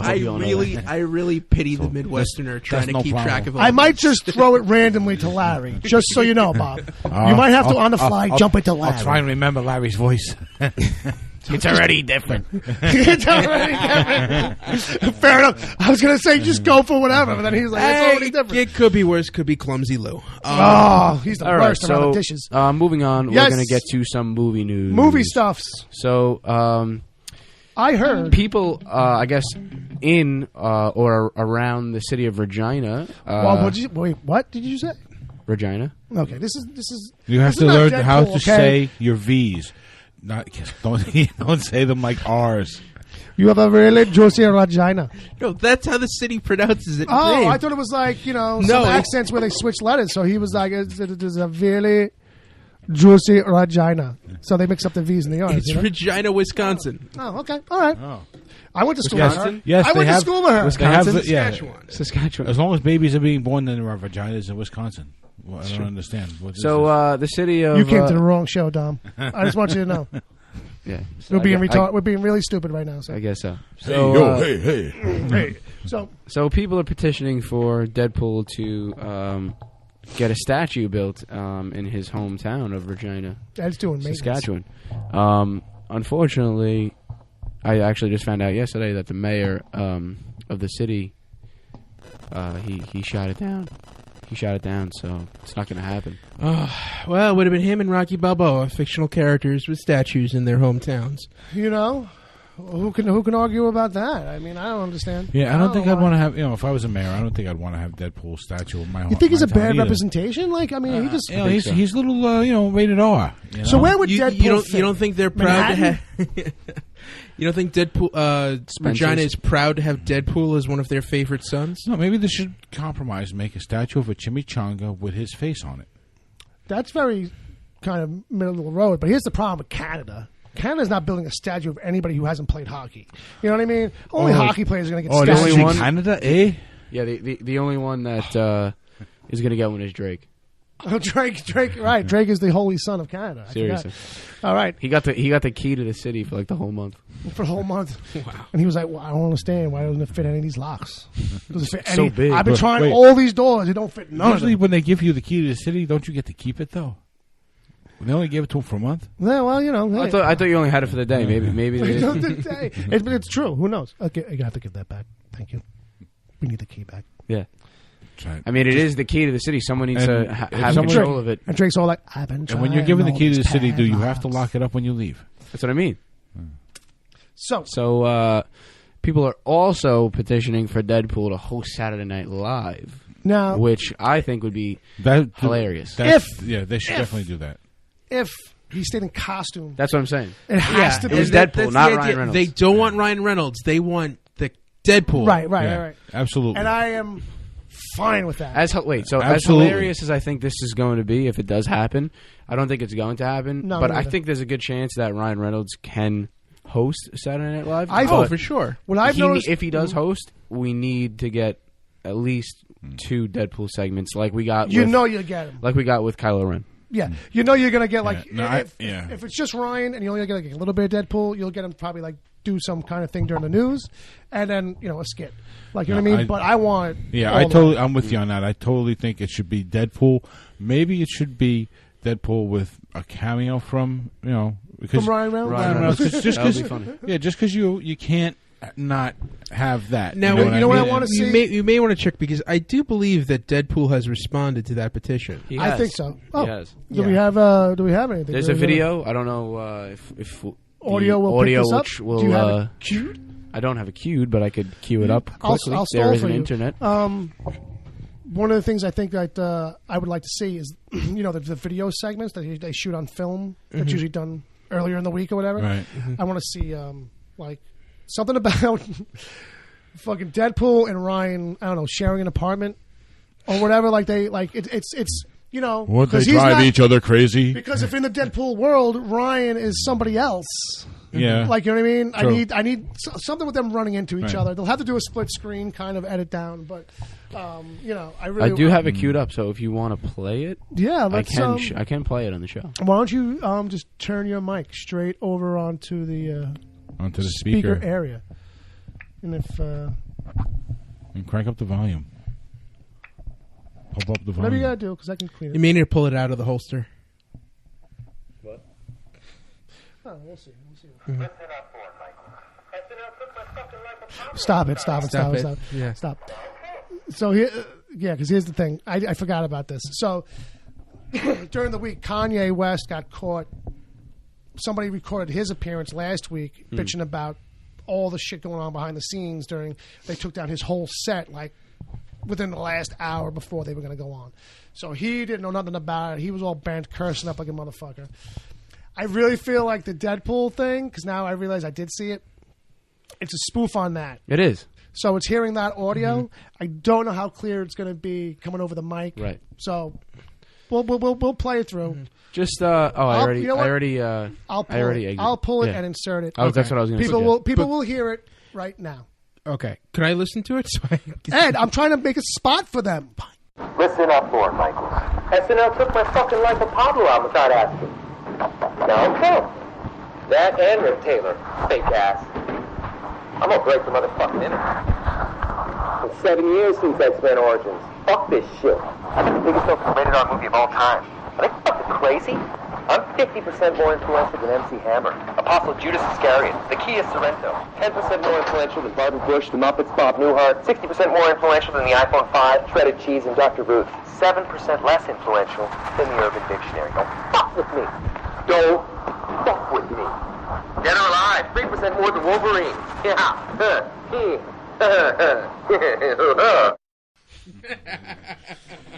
So it's not really even like a reply to it in any way. It's not saying, hey, I'll do it or I won't do it. It's just like, here's something. he didn't give a straight answer. Right. And I think that's what the brilliance of it is. And he goes, you know what it was, because it's supposed to be back in the day. Sure. So okay. it's like actually Deadpool was going to host back in the 90s, but then this happened. Thank God Tom Hanks was available. Fair enough. Okay. So there's a little bit of like 80s reference and shit, or 90s reference rather, in it. It's hard to make out. But, so back to it, or to wrap it up real quick, like, fucking Diggy down with that shit. Dig it down, yo. Diggy down with the Deadpool. Faux shizzle, man. I think that was a song. That was on the soundtrack? Yeah. Diggy down with the Deadpool, Yeah. son. All right, so moving on. Yeah. I saw this in the headlines, but I don't know much about the character. I think maybe some of you guys might. So there is that a reference to age? Yes, it is. Okay, cool. It I'm is. fine with that. So New Line, the studio, is set to make a live action Astro Boy with the San Andreas writers. Well, if they're gonna write it like San Andreas, then okay, maybe. Yeah. You don't mean. Oh, I mixed up my Grand Theft Auto. I thought it was Grand Theft Auto San Verlonia, not Vice City. Right. San Vice City. Yeah. I've never seen an episode of Astro Boy. I just know what the character looks like. That's No. Okay, so I had a tweet about this during the week. I had right, exactly. I had a thought about this during the week, and I was like, well, I mean, this is I'll not be as snarky, but snarky. So here's my problem: is like unless you shoot all three movies back to back, again, what is that? Is that a raccoon rubbing up on the mic? Or is that just Bob's fucking face? What was that?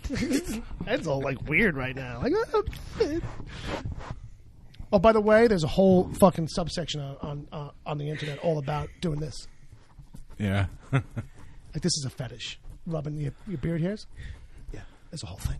Anyway, I think it's everything could be a fetish these well, days. fair enough. Yeah. My point being that if you were going to do a live action movie of Astro Boy, the problem is that kids grow, so you got to do all three of them back to back. Otherwise, it's Astro Boy, Astro Teen, Astro Man by the end. So. This is true. He's going to be like, "Hey, I'll save the world." In the first one, and by the last one, he's like, "Yo, I'm going to start like just with those acapella." giant, or you could just with those recast. giant or you guys gumdrop could just eyes. talk over my fucking punchline. Whatever you want to do. I mean, it's fine too. Yeah, that's fine. What's next? All right, so I don't know. So because of this newest Deadpool movie, breaking all the records for opening weekends for rated R movies, Well, people it's funny have how been, when money's involved. right. People have been throwing around rumors that the third Wolverine film may Could be. get an R rating. Now, What? He might actually impale somebody with his claws? yes. Like in a shot, in a frame of film? Mm-hmm. Now, actually, Well, wouldn't he have to do that more than once to actually make it an R-rated movie? Fucking who knows what the fucking the loose like, rules to- are for rated R's nowadays. Yeah, to me, like our ratings. If I'm thinking like nudity. Yeah, it's all excessive gore, nudity, and then cock, fuck. Yeah, but they and, won't put. like, They won't do jizz. nudity in, Or the in words in a Marvel. They won't do nudity. It's in, Fox. It's yeah. Fox. Marvel might throw up the flag. If Fox does it, you will see Marvel fight They might. to They their might. last freaking penny. yeah, but Deadpool just did it. Deadpool kind of had some nudity in it, though. They covered up her tits. Yeah. Well, it's also, His girlfriend's tits. It's because also weird because of the 'cause actress that she is. And she didn't want to do that. This is You know, also- the other strippers, I don't remember. Did we see? I don't think there was Oh. any boobs. I don't really remember. yeah. No, we in, didn't. in the strip club. Well, not the scene. day that Stan was on set. Excelsior! I think you do in that scene. Well, not to spoil it. I'm not going to spoil it yet, but I'm pretty sure there was a scene that you get a glimpse of Ryan Reynolds' penis. Yeah, what is it, from the back Well, they made a side? big deal at that. No, it's from the front. Oh, I don't remember that. I lost you, Bob? Yep. In the heads? Now I got it. Okay. Wait, All right, yeah, we're back? Now We're I'm good? back. Yeah, I'm We're good. good? Yeah, I can hear you now. Cool. I think the problem with this is that Wolverine's already an established character with PG-13 movies. So I mean, I guess, but I mean, I highly doubt there's any young kids that are under the age of 14, 13 going to see the Wolverine movies anyways. But to me, why do we need the R, dude? You know? Well, you know like, what? Wolverine, like Deadpool's a character that he's got like these funny tendencies. He's a goofball. You can do all these crazy. If funny you came things to with him, me but why and do- said, we're doing something really different, and we're doing XYZ, and having an R will actually make that actual particular story better, then I get it. Like, and also too, I feel like they've been ramping up maybe towards getting an R for a movie for them. But if they were going to say, oh wait, we're going to do Old Man Logan, if they're still running with that, and we're going to do it quote unquote right, then maybe an R is a reason to bother for that. But that's my only. Right. I agree with you. Otherwise, I'm like, yeah, like R, like you've been doing fine with PG-13. But I don't even like the other two solo Wolverine movies. But if they came out tomorrow and said, "Hey, we're going to do the R, and we're going to go with it," I'd be hyped about it because you can do some crazy shit. You know, what I mean, even though like there's not as much crazy shit to do with Wolverine as you could do with Deadpool. Yeah. There's that cool violence that you can do with Wolverine in an R-rated movie. I think they'd get more hype though if they just came out and said, "Okay, this time around we're going to do a good Wolverine movie." Well, you know what it is too. I mean, you got to admit to this. And sometimes when the Wolverine stuff in any of it, whether it's X-Men or his two movies, whenever it seems to like at its best, it still sometimes feels like it's holding back because it's Wolverine. It's Berserker Boy with razor sharp claws, and he's not just cutting people in half like he's doing off-camera stabs. You know what I mean? So it's like, I get it. You know what I mean? And I'll play ball. I'm cool with it. Yeah. I'm digging it down. Yeah, man. I'm digging it down with the Wolverine. They just can't go crazy with it, I don't think. You know what I mean? I think like he's in the comic book. He's the one character that you kind of want to become like an R-rated character. Right. But that's what I'm kind of getting at too. Right. I'm just saying when I say don't go crazy with it, I mean studios don't be going, "Hey, we're going to make an R-rated Aquaman now." Oh, you know overall, what I mean? right? Like don't. We're making an R-rated Spider-Man. Like, right. Like don't do that shit. Hey, maybe they'll take an opportunity here to do Wolverine going feral. Well, for Wolverine, I think there's certain characters, and you could show him and use that as an excuse to do an R-rated movie with Wolverine. Well, you know what? Last week we talked. You go back to PG-13. Last week we talked about it a little bit. The R thing with Deadpool and what that means and stuff. And like, one of the things was like, oh, what are other characters? And I kind of forgot, like Ghost Rider. Like, granted, it hasn't really been done really right, but he's a character who probably should be a rated R character. Mm-hmm. Like, Spawn, although Tom McFarlane says he's done with the Spawn script, but, it's coming soon. I'm going to assume that he talks like that. On certain words. So it's going to be done soon, and it's officially done now. But I wrote it, so no one's going to like it in Hollywood. So there's that. So it could always be on HBO. My point being that Spawn is like it should be an easy R kind of a character. Like, okay, that guy. Right. But it's not big studio stuff. So I get where the conversation is not about really that character. Right. So what does it open up?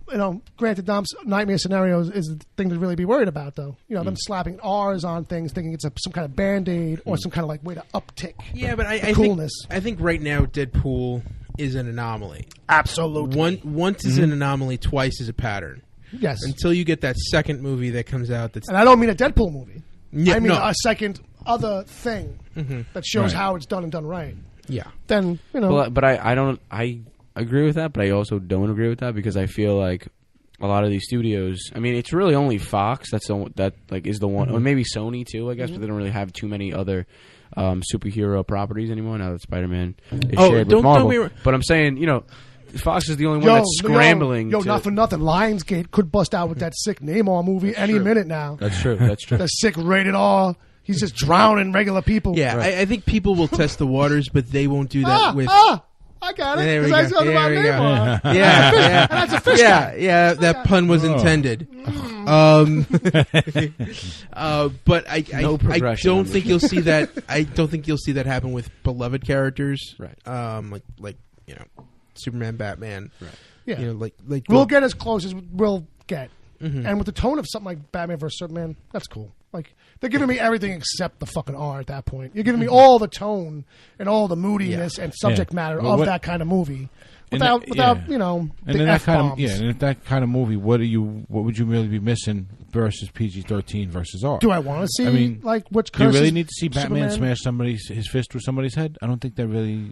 It's mostly F-bombs. Right. Like I feel like most of the R from fucking Deadpool, outside of like some sex stuff, is probably the F-bombs. It's the language. There was a couple of times that he put a bullet in somebody's head right on screen. That one season, up close range. That one scene. He's sitting there, and he's talking. He talking about the scene where he's talking to what's his name? Ajax. Remember my name? No. the steel guy. Oh, fucking Colossus. aluminium. Yeah, Man. yeah, Colossus. Why am I having brain freeze on that guy? I don't know. But Colossus is sitting there. You could be a good X-Man, and he's got the henchman in his lap, and he's going, Spoilers, maybe I want to, and he blows him, puts a bullet in his head. Right. You know? It's that blasé murder kill kind of aspect Yeah, right. is part of the reason Right. for the arc. Sure. But so now back to the conversation at hand. I think we Are we done with it? I think we beat it up. So yes, Astro Boy movie. Babe. Oh no, wait. No. I'm kidding. We got it. I was kidding about how tangential we get. No, I know. So Mads Mikkelsen has been rumored to be in the new Star Wars anthology film. Who's Hooselson? Hooselson? I believe you would know him That's the guy who was in the last.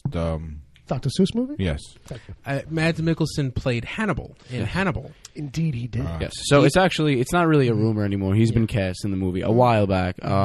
So although there's virtually been nothing released about the movie at all, he came out in an interview over the weekend and said that he's not playing a villainous character. Oh. So He's going against type. almost anything that he's been in, he's been typecast as a villain or a bad guy. Le Chiffre from So maybe they're just Casino going to Royale. make Hannibal, And bring Hannibal to the universe as a good guy. A romantic lead. The guy who eats Darth Vader.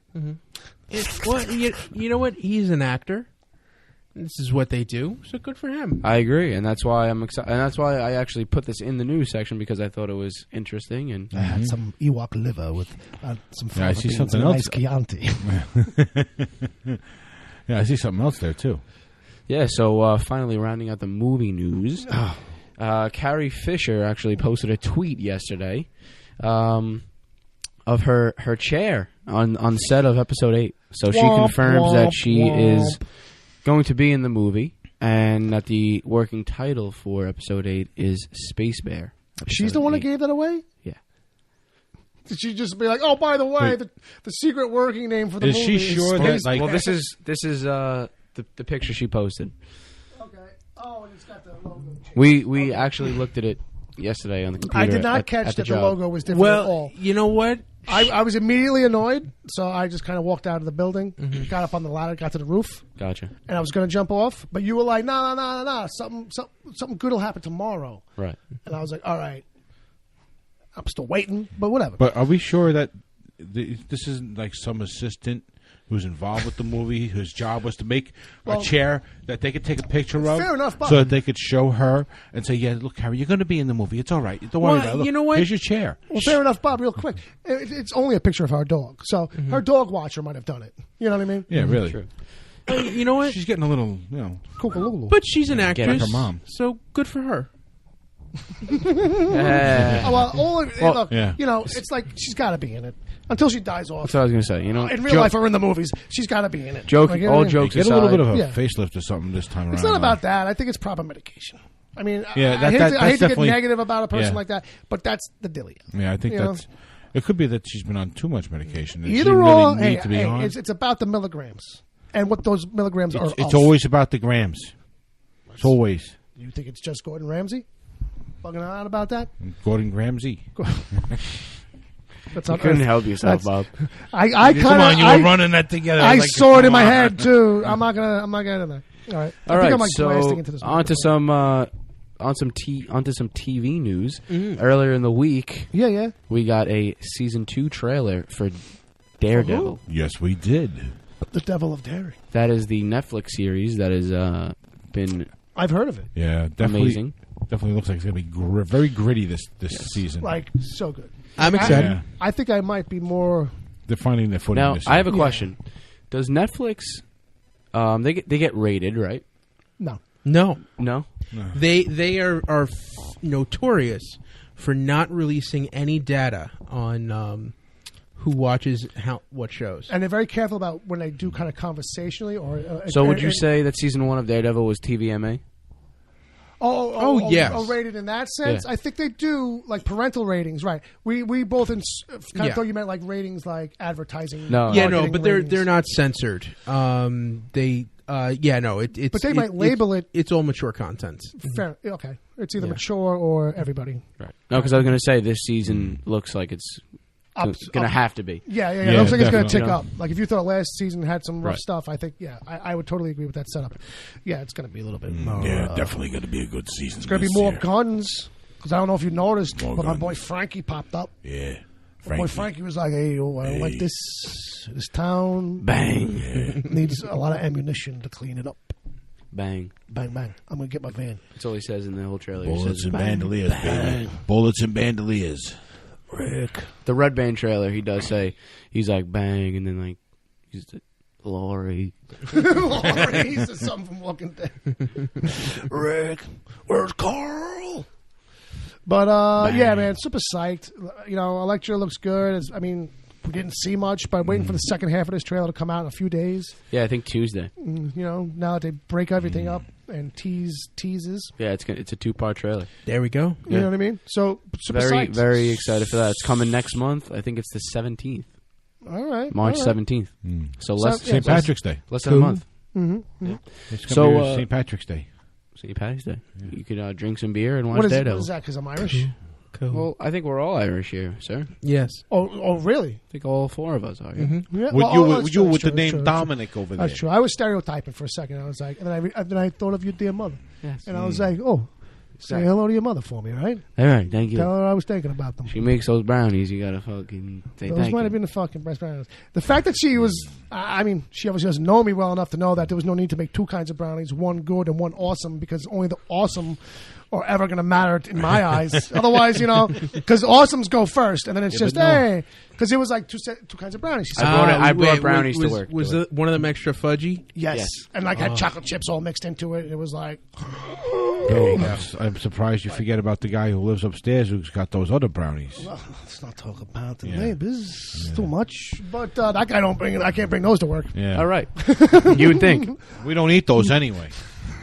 So, on to our little section here called the Reboot Report. Report. Oh, what are we going to remake now? We are going to remake Death Race. Why? Death Race 5,000? Wait, Death Race or Death Race 2000? Death Race Death 2000. Race 2000 is getting a remake from Roger Corman. Wait, but it was already remade Why? like 10 years ago. But Yeah, why with not Jason do it again? Statham. We'll do it again. So it's titled Death Race 2050. Wait, hang on. Wait. Is this a reboot So they're or going to be doing a sequel? death race on electric cars. So that's what that means. So this is the official synopsis from. This is different from Mad Max because they need batteries. Is that it? I guess so. So this is I guess a rumored synopsis. In the not too distant future, America is controlled by an all-powerful corporate government. Not too distant future. That's I was going to say not too distant future. That's probably That's going to be right the now. most legit thing so far. that keeps the masses placated with violent virtual reality entertainment. The event of the year is the Death Race, where a motley assortment of drivers compete in a cross-country road race, scoring points for running down pedestrians and killing each other. The reigning champion and popular favorite is a half-man, half-machine, Frankenstein, but little does he know he's taken on a rebel spy as his co-pilot. Rebel Spy? This is a Star Wars tie-in. So was this the movie that came out a few years ago with Jason Statham? Yeah. And it had 2 movies. It was Death Race. And Yes. Okay. Yeah, and it was more about like a TV show there kind of was- wrapped around There it. was a movie in the 70s called Death Race 2000. Right. Which I is knew That movie was a remake. Yes. No, I know Yeah, that. yeah. I knew that. And Death Race 2000's claim to fame is because I don't know. well, Roger Corman. I don't think Roger Corman directed that. I think that's somebody else. I thought it's like Ron Howard. I'm reading this article right now. No. You're thinking of Duel. That's a completely different. Duel is Ron That's Howard's Steven Spielberg's first movie. Okay. And that's completely different. No, well, fair enough. I knew Completely it's different. got cars in it. You could not get more different. Who directed So- the movie The Car? People who've seen both Hey. movies. It's funny you mentioned that. I was just watching an episode of a show called Phantom Works where the guy was paying to have them recreate that car. Oh, well, that I want to watch. I'm not into cars really, but the car from the movie The Car, I would go get a fucking. They got halfway through I'd it. The go buy that. guy got broke. They had to put it away for a while. Oh, no. So back onto the show. Oh, back on Wicked Theory Planet. I'm reading this article right now from the good guys at comicbook.com. That's why I stalled a little bit. And it says this time around, Frankenstein will be played by Manu Bennett, Manu. Not Bennett. That's That a is solid choice. Your dude that is from he's from Arrow. He's also been in Spartacus. And he's currently on the Shannara Chronicles. He is on the Shannara Chronicles. Oh, that's the Ricky Martin. That's He's the druid. TV. Yes, and Malcolm McDowell will also star as the Cherryman. That's Roddy's cousin. They're not related? No, I don't think so. They should be, though. Right? I mean, can we look both that have up? they both Roddy have the McDowell accent. and They Malcolm both have the McDowell? name. You know what I mean? Isn't everybody from overseas related? I thought that's just the way it is. Like, Americans are all related. No, well, Europeans are all related. Yeah, they kind of think that Malcolm McDowell is a fun choice. Southern America's related. You know? Mm-hmm. So one more thing that actually just popped up, an article from Collider. It's We like those guys. thing that me and Bill like to watch every once in a while. They got good Okay, videos. okay, If you okay. like nerd breakdown stuff, they are. So this just very popped up, serious. and that It movie, The movie Stephen of King? It, Stephen King. Oh, the one that was The happening and reboot? then isn't happening and then... Yeah. supposedly that Now is- reboot is supposed to be Rebooting? shooting this year. And It's back on the table? It's back on the table. it's like officially going to break into 2 movies. That's the way it And should have been done one- in the first place. One thing that really makes me pretty hyped about this is the fact that Cary Fukunaga, the guy that directed Oh, yeah. True Detective, he's the First one season. that's co-writing and directing this whole thing. Cool, because I remember he walked away from it and the project was dead like a year ago. Yeah, because this was the thing that was keeping him from doing season 2. Yeah. Basically. It was because Okay. he agreed to do this or just chase Hollywood, whatever it may have been. But this was like the big project. This Yeah. was the big studio thing anyway. So, I mean, Well, also, too, there's been buzz this week about Stephen King again, The Dark Tower, Yeah. that, Idris Elba has been... And Matty McConaughey. and Matt McConaughey are like leading rumored contenders at this stage of that moving ahead. Supposedly they're not going to do the Ron Howard thing where we make it into a TV show during the in-betweens of movies, which I feel like was the only way you were really going to kind of stretch it out enough or do a TV series. Like, to me, it's like, yeah, you could do 3 movies. And maybe 3 movies is probably the better way to go to a degree because there's a certain amount near the back end of the stories that people are talking about chopping out because it's fucking meta as fuck. Yeah. So my point being that, I'm cool with that. I got no problem with Idris Elba. I don't care about it being recast Yes, and very not good color. actor. Very good. And you got McConaughey as the Man in Black chasing him through the desert, or vice versa, rather. Okay. All right. So I go can with that. see Yeah, him under the that. cloak going. All right. It's all about who's voices.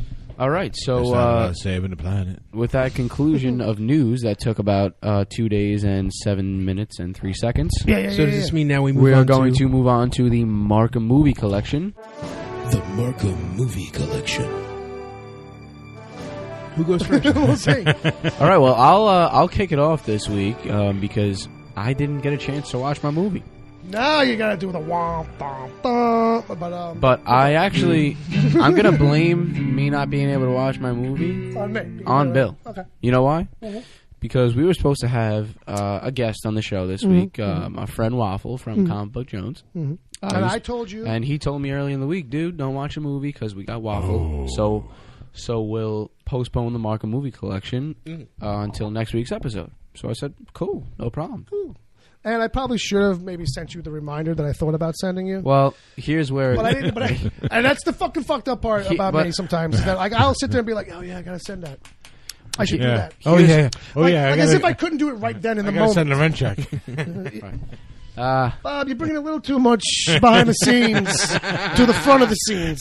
Bill, if you had left it, I said too much. I did not say not enough. I said So- too much. But if you had just I left it said alone, too much. I think we need to move on from this point for Bill's sake. I agree. So with that said, Yeah. I did find out that Waffle wasn't going to be appearing on the show on Wednesday. So I had ample, fair enough. I had yes, ample time listeners, we have to a not friend watch. named Waffle. We do. We know a guy named Waffle. We also know a guy named Satan now too. It's true. So It's getting Ed, weird. what movie did you Well, watch? actually, I was gonna watch 2, and I noticed the keyword there. Usually, when there's guests, I sit out. Fair, well, that's what this is. So, and I didn't find out Waffle waffled until Friday. So I only watched because again, Bill has this thing where it's like, yeah, I gotta get a hold of that guy, Yeah. which is you. And I was like, yeah, I got to do that. And then it was like, again, I could do it right now, but I didn't. So I only got to watch Bob, anything? No, okay. I'm waiting. I only got to watch one of those movies, but I will review that film. Oh yeah. So this is the one from. Because you were a week This is behind. the one I was last week. supposed to watch last week. Oh, right. So you're catching up. So it's The City of Lost Children. Very good. Do you want to spoil it? Did they find the children? It's not like that. Okay, go on. Okay, I thought the city was filled with them. Fair enough. It's a French film directed by Jean-Pierre Jeunet and Marc Caro. It's a very, very odd movie. Now, let's put this in context for a second for you, as a guy who watches a lot of movies. Yes. You might be the most avid movie guy I know. Wow. But that's just law of averages, my friend. That's just saying, you could watch 12 a week, you're the biggest guy watching movies. You could watch one a week, maybe you're holding up. And this takes me back a little because I was a film studies major in college, so I watched a lot of foreign movies, a lot of stuff that you don't really see at your mainstream multiplex. Sure. And this kind of brought me back a little bit. And just context, through 4 years of film school, I never watched a French movie I was able to stay awake through the whole way through. Okay, right. Whether it was like a 15-minute avant-garde short or a 3-hour gangster epic. It just, Right. You got some of that going on, right? Yeah. A little snoratorium. I hear you. Little snoratorium. Something about the way those guys make movies. I think it's the language. He's so soft. I think he's just very. It's like homey. Well, it's This also is me when I am angry. This is me when I am happy. also a lot of French movies, and this is true for The City of Lost Children. There is a huge focus on style and presentation. Yes. And narrative and plot. Kind of, they're They important. sure. They're important, but they're kind of an afterthought. But once they're locked in as being an interesting concept, that's almost all the pruning they kind of get, kind of thing. It feels very similar with Blood of Brotherhood of the Wolves, because that is French as well. Is that like, the hook is nice, but I feel like you guys really didn't spend as much time on getting me a story that holds it all up, as opposed to really cool sets. Yeah. And the basic story for this is Ron Perlman plays a circus strongman whose little brother is kidnapped by this scientist who's doing experiments on kids with dreams. And it's Ron Perlman bands together with this group of it's really just one orphan girl, and he's trying to track down his brother to save him. And it's a very cool world. It's from 1995. A lot of practical special effects. And you can see the CG start to slip in there. And the thing about CG back in those days, it doesn't hold up as well. Like there's one scene with like green smoke going everywhere, which is in the trailer, which I watched after the movie. And it was weird. Like the one effect they chose for the trailer was the one thing that you wish they today doesn't look as good. Right. Okay, and there's this one scene with this bug that's going around biting people. It's like, okay, that's a cartoon. It's literally hand drawn. Okay. No. I mean, it's CG, but it just just stands out against the film so harsh. By today's standards, it looks like a cartoon. Well, that's what happens. I think with a lot of that shit is like you can just it's bluish. It doesn't match anything else. But like scenically, he creates this whole world. It's really interesting world building and the visual. It feels almost like a cross between steampunk and like Terry Gilliam. Well, that's what I get from the cover of it. I mean, that image from the cover of it, I guess, is obviously fully in the film. But that's very, very wacky humor, very, very cool, interesting visuals. But the thing that's kind of weird is once you go to that second layer and you try to figure, okay, what are we really talking about here? What's this really about? And realize that beside from Ron Perlman, all of the characters are either orphan kids or criminals. So there's no. I mean, there might be someone who's in a cop uniform, but there's no authority figures. There's no responsible adults anywhere to be found in this movie. All right, so what would you give it on a scale of Ed?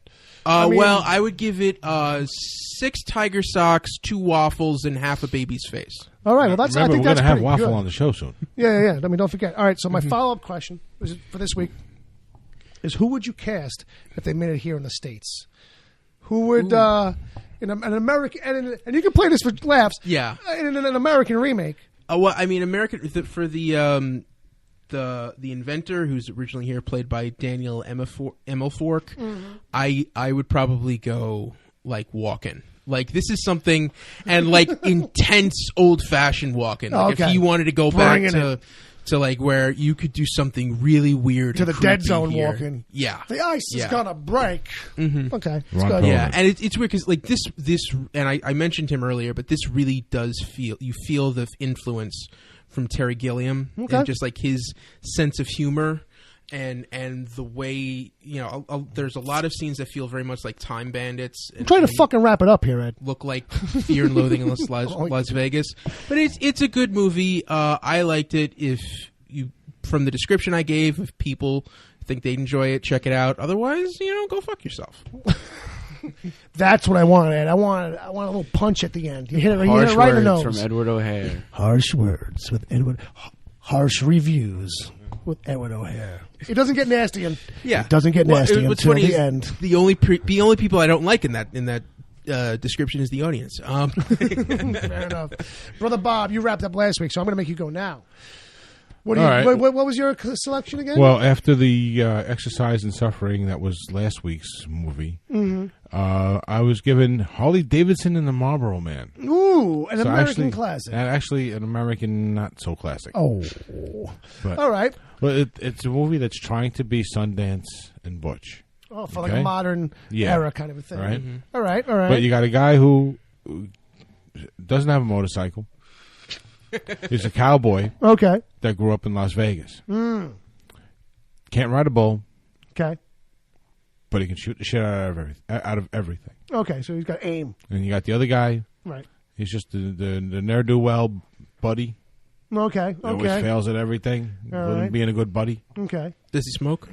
Yeah. So let's lay this out. So Harley Davidson, the Marlboro Man. Yeah. It's got the Marlboro Man. Yeah. I'm sorry. The Marlboro Man smokes Marlboros. But by the end he quits. Okay. So, well, fair enough, as any good fable, morality tale should have.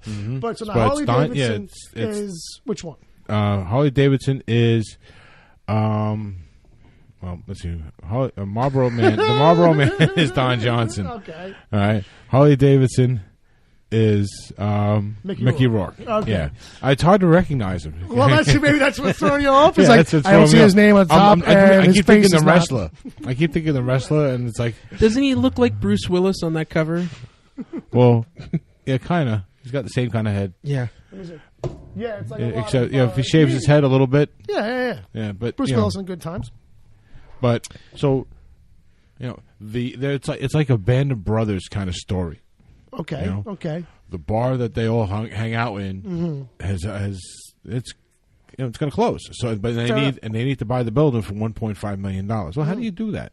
Hey, let's just rob a bank. Okay. They rob a bank. Well, they don't rob a bank. They decide to rob an armored car. Only this armored car is a fake armored car that is loaded with a new blue drug. It comes in like brick forms. So they pull a job on the wrong truck. They didn't know, but that was in the truck. But it's the bank. The bank's behind it. Bank's behind it. Oh boy! And the bank's got a bunch of bad guys who they go around in trench coats that are lined with Kevlar. So it's like Pain and Gain meets Heat meets 21 Jump Street meets The Big Short. Written by Bernie Sanders. Meets none of those. It's all about the banks. Because all those were kind of good movies. No, the main bad guy, the main ruffian, let's call him. Okay. Just because that's the only word that came out of my mouth. Fair enough. We'll roll. Is the last of the Baldwin brothers. Spanky Baldwin, right? Danny? The chunky Baldwin. Is that Danny? It was Billy Baldwin? Is that Billy? the one? Billy's the cute one. No, what? Steven's the young. Does anybody want to write that down? Make a Billy's, note. Billy's the pretty boy. Oh, thank you. No, Alec. Oh, not me. Oh. This is Alec. There's Steven. There's Billy. There's and Danny, who was the rehab dude. Well, I think this was Billy because he was the heavy set. Well, No, he's heavy set. He's round face. Now we just have to take a look at the It's boxes. because the trench coat. The trench coat actually like hangs off of him funny. Don Johnson. It looks like a dress. You didn't tell me Tom Sizemore was in it. Yeah. And Vanessa Williams. Yeah, she's in there for about 5 minutes being a nervous singer. Wow. So Tom Sizemore's in there for about 5 minutes, too. So did like the whole cast go to rehab after the shooting ended, or? I think they all had to quit smoking Marlboros. Daniel Baldwin. It was Dave. Well, you know what the problem is? Yeah, Actually, I'm looking okay. at this whole box. He is the bottom Baldwin because he didn't even get his name anywhere on this box. Not in the paragraph descriptions, not in the credit listings. That gives you everybody down to the He fucking says like writer. 2 words the whole movie. Otherwise, he looks fair like. enough. Otherwise, he pulls this whole like I'm the Terminator thing, where he's just walking slowly and not saying anything. Do you think maybe he was supposed to be like a surprise cameo? No. Like, ooh, look who we got. Yeah. So There you go. yeah, It's Danny Baldwin. That's he So, might even be the oldest. while it was a He's better 55. movie than the last one I was forced to watch. Right. Okay. So It was not a going good with movie the- by any means, but it's not how many bad. bobs would you give it? I'll give it 2 bobs because it's something you could sit through. 2 out of 4. Two out of 4 bobs. Yeah. All right. Actually, all right. I'll go with 2 out of 5. 2 out of 5. That's So you just dropped it down. Yeah, you can watch. Yeah, That's, it's you went a 2 out of 4, watchable right, movie. okay, I wouldn't gotcha. say it's a good watchable movie. so it's fair. Yeah, it's a fair movie. Is it fair to say fair? It's got a fairly thin plot. Ah! It's got actors. Who I think who if do you a fairly- fairly good job. All right. So let me wrap it with this. Then I'll ask you the same question I asked Ed. Who would Plot you is cast? fairly thin. Who would you cast in this today? What's someone who's comparable all right. or who? All right, you what's got to some give me a thoughts? second with this one. Some now. thoughts I should on- have thought of this one. Well, I was Ahead of kind of time. throwing it out the last minute. Yeah, I know. To I keep did it have a little warning because spontaneous. you gave it to Ed. I wasn't expecting it though. All right, let's see. What would we do for this movie? I'm kind of at a loss. I'm trying to think. Well, Channing Tatum Okay, and like and Clooney or. Well, because at the time, Don Johnson was coming off Miami Vice, and he was still cool guy in the room until this movie. Yeah, but Oh, really? You think this but is what broke him? Clooney is slowly becoming sure. the old Marlon Brando. Haven't you seen that? He's getting bigger and bigger. Who's and this? He's getting Clooney. He's slowly becoming the next Marlon Brando. I haven't. star. He called me, but I didn't go over the house, so I just haven't seen him lately. No, so Dwayne Johnson. Dwayne Johnson as Marlboro Man. Yeah, let's make him Marlon Dwayne Man. Johnson in the cowboy hat as Marlboro Man, and Channing Tatum in Yeah, I mean, that's not a bad lineup in Harley general. Davidson. Yeah. actually, it probably would work the opposite way. It sounds like Runaway. I'd go see that What movie. was the one with Scott? That was William Scott or Scott. Oh, The Rundown? The Rundown. It's like the Rundown too. Sean basically. William Scott, yeah. You know, and Sean William Scott. All right. But they'd be buddies in this movie. Well, let's wrap this bit up by letting me close it down with a little flick I saw called Retroactive. Ooh. And it's had James Belushi in it, and one of the few appearances where he gets to play a fucking douchebag. Oh, yeah? Like the bad guy. And so the hook on this generally is that out in the desert, this is 1997, by the way, so if you thought wow. Flash was kind of doing anything hip, So that's like Well- between Red Heat and According to Jim. certainly. Yeah. I believe so. It's the thing that he looked back on when he was offered, according to Jim. This to him was if this was the Yeah, best right. thing coming his way at the time, I'm glad he did it. But so here's the thing. So the setup on this is that there is a lady who's traveling through the desert. She's a former cop from Chicago. She's traveling through. Meanwhile, across the desert, there's a guy in a super collider that is a government project getting shut down. He's the last guy there. It's basically a time machine. And so what he's finally gotten it to work. He can put a mouse, a rat, through his maze, and it kills the rat. He puts the rat learns that the trap is there or whatever. So then he puts the rat in the time machine to try and send it back 10 minutes.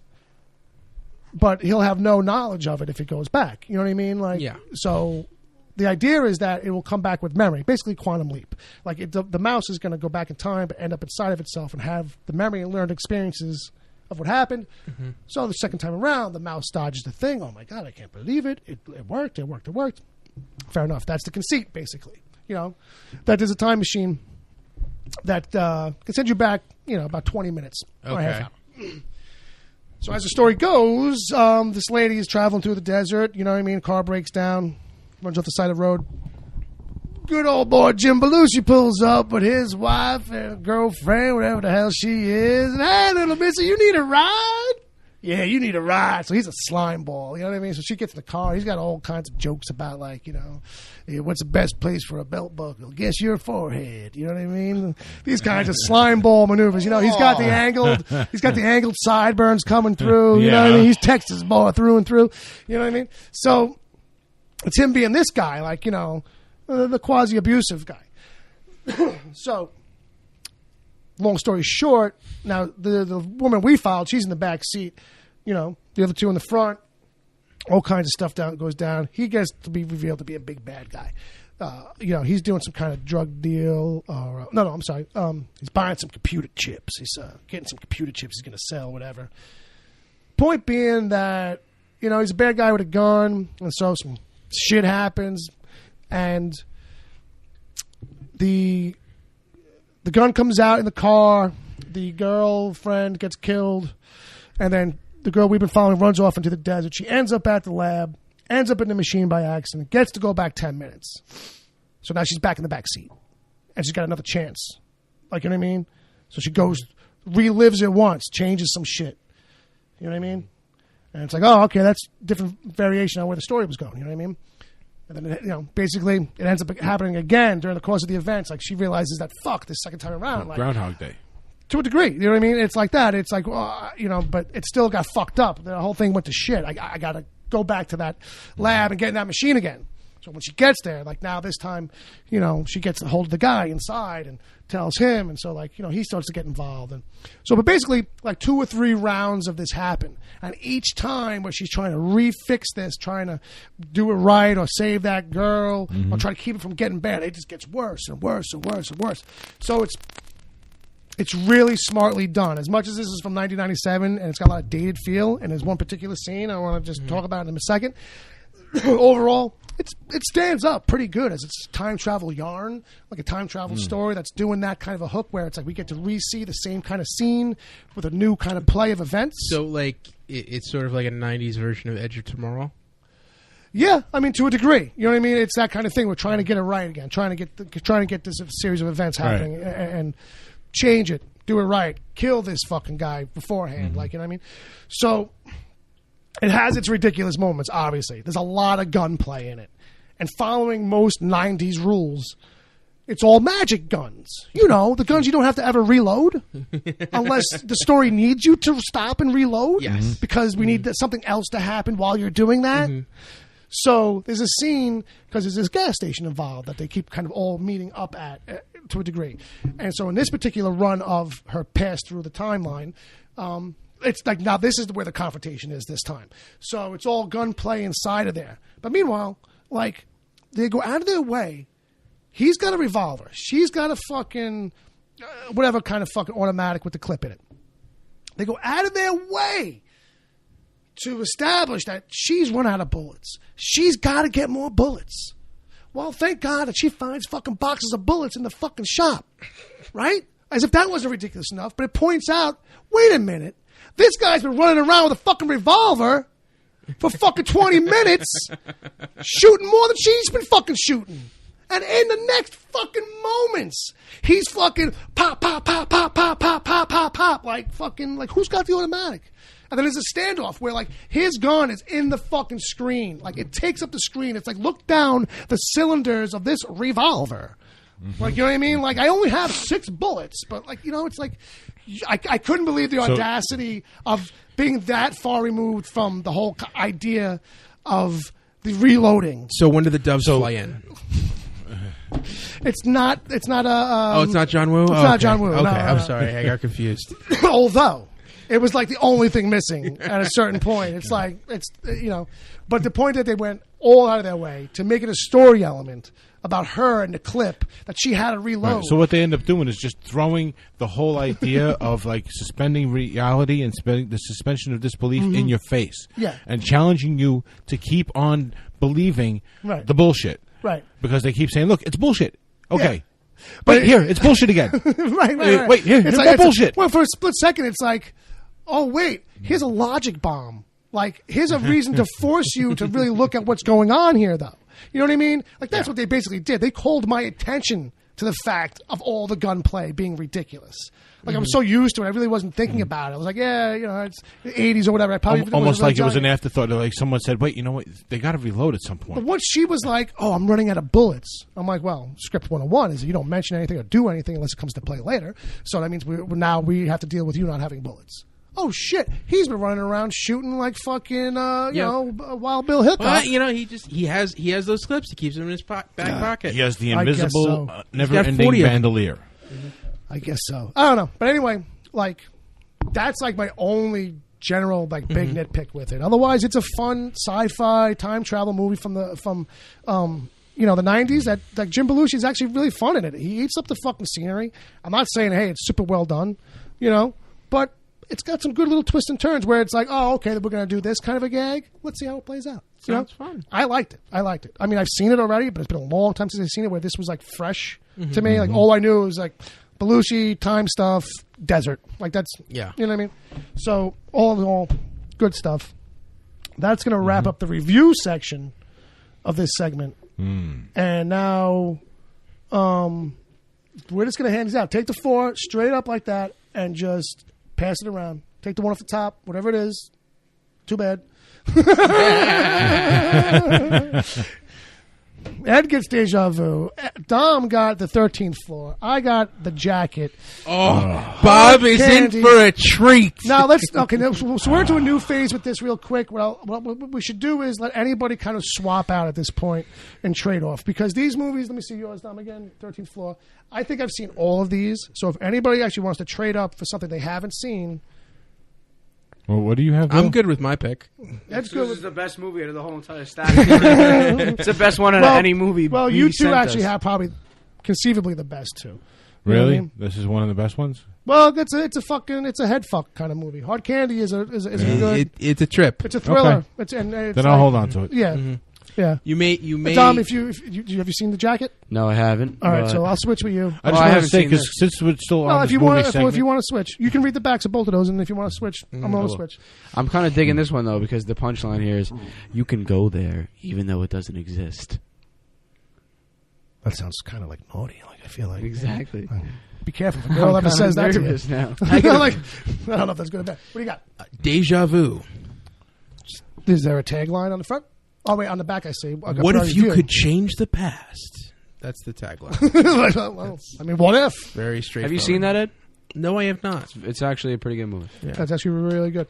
Denzel Washington. Bob, is there a tagline on yours?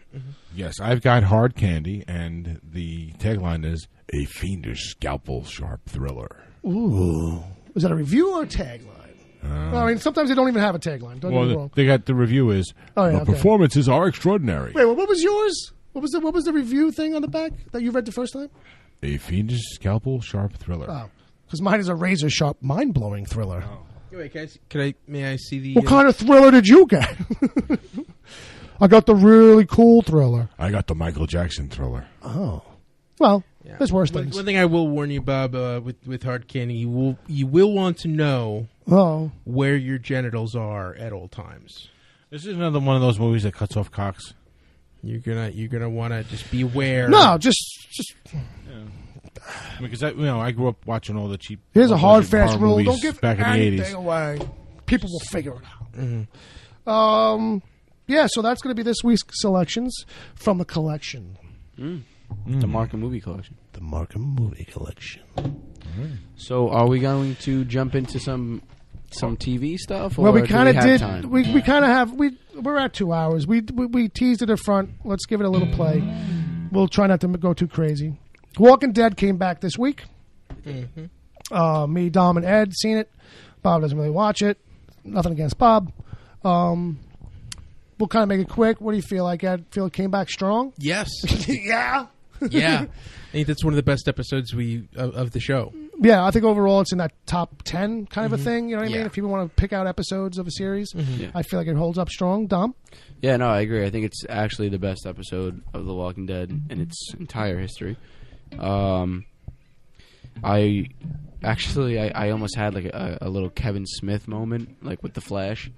I almost cried during it, actually. And it wasn't. I'm nervous because it's such a fucked up show. At which point you might have gotten. And I didn't weepy. get teary eyed because of all the death and the loss of so life. Beautiful. I almost cried because of the scene with the montage at the end. montage scene with everyone just crushing the skulls of the walkers. Like every character from the show just bam, bam, bam, that big montage. Yeah. Almost made me cry. It's like so. It was so beautiful. I just loved every second of it. With some of the most zombie. Well, I mean, some of. I mean, it actually is. I think in the story context, it's the biggest amount of zombies we've ever seen. Yeah. People chop up or defeat or put an end to.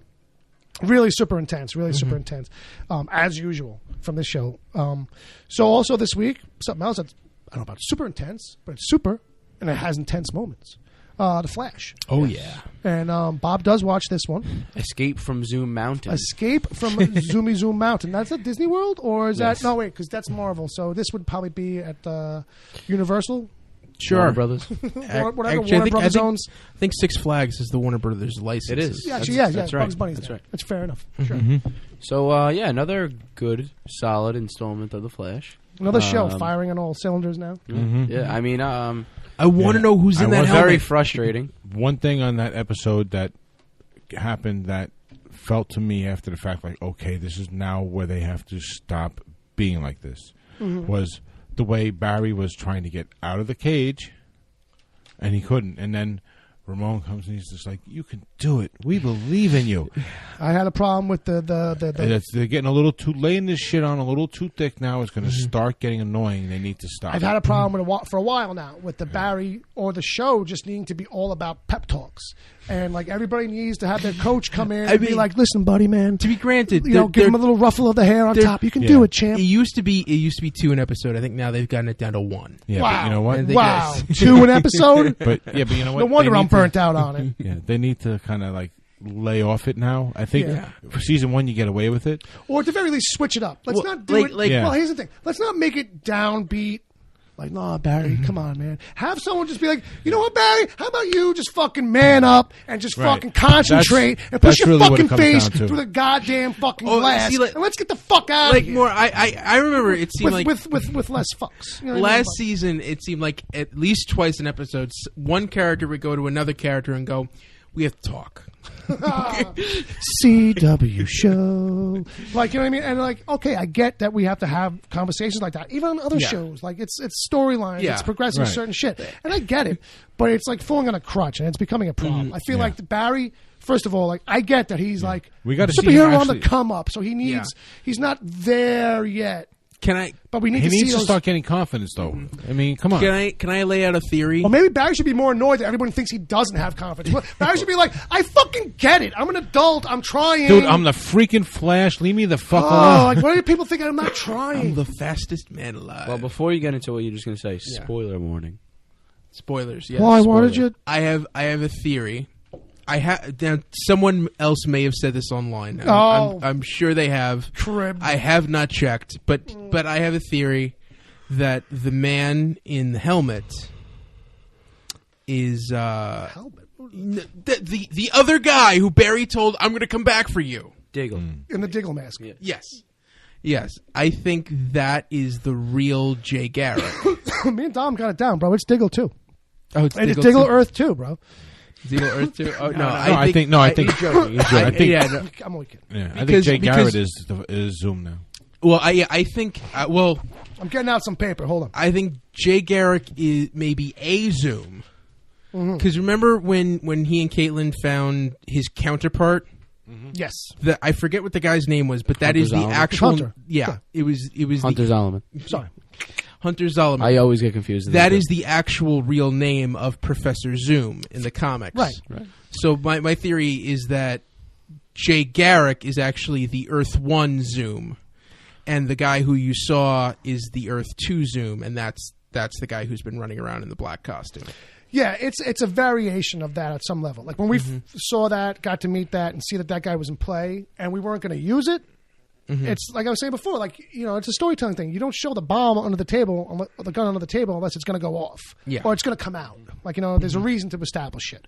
So it could have like just answered simple questions, but like it's not. You know, he's too involved at some level. There's more going on. They're going to finesse it in a way we quite won't see coming. Again, we'll all be on the cusp of fucking figuring it out. It'd be like, I was there, but they did this. Anyway. Yeah, and Bill actually brought this to my attention on Wednesday after the episode had when he's, and I'm sorry, spoiler warning again because this is a big spoiler for the episode. When he's banging on the glass, I'm glad you said on the glass in that military code language, whatever the fuck that was. The pilot's 5x5. Him and Barry and Jesse figure out The first thing he says is J-A-Y. That he says Jay Garrick. And they're like, Jay Garrick? What about? They don't even say, what about Jay Garrick? Are you Jay Garrick?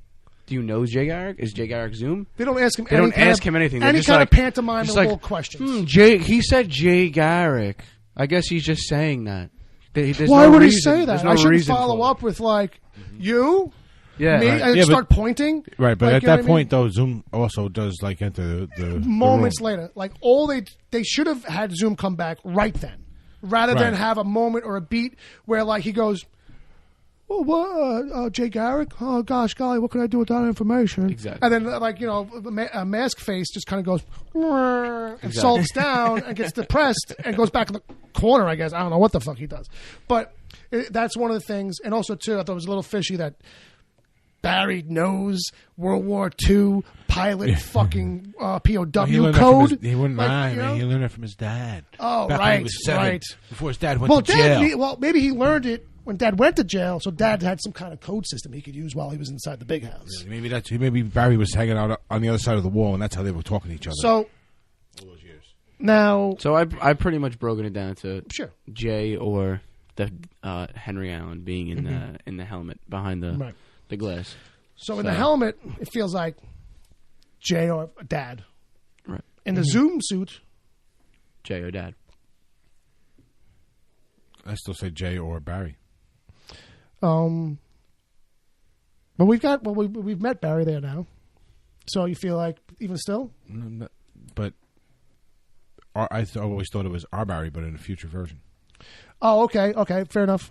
We don't really know if this Zoom is truly from Earth 2. It's not specified. I mean, I wouldn't wouldn't rule it out. It's kind of assumed. Yeah. But, we've never gotten any lockdown Just on because it. he is fair enough. the Zoom on Earth 2 doesn't mean he's not a character from another Earth. Fair enough. Fair enough. Absolutely. And who's to say that's not how we fucking learn about Earth 3? Oh my god. Oh my god, Earth 52. Earth 3 is going to be the title of the episode. I want it to be Earth 3 like all fish versions. I want a fishy Flash. That would be the Aquaman universe. You don't want to meet Ultraman and Owlman? Aquaflash. Because that's the true Earth 3, right? Power Ring, yes. Is Watchmen? No. Is the old Carlton characters? Isn't Earth 3?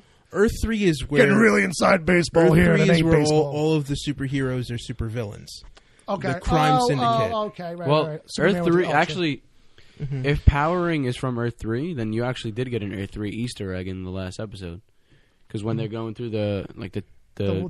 portal, whatever the fuck it's called, there's like a, how like you see time Supergirl and you see all these other different Easter eggs, you see the Power Ring also. Yeah, you do. What, like the Green Lantern logo ring? No. The lantern? No, isn't the Power Ring... it's not... Is it Green Lantern related?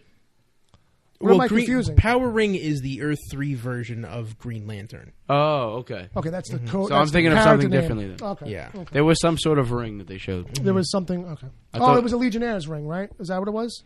I don't remember. I remember seeing Green Arrow. It could have just been the ring that the Flash's costume comes out of.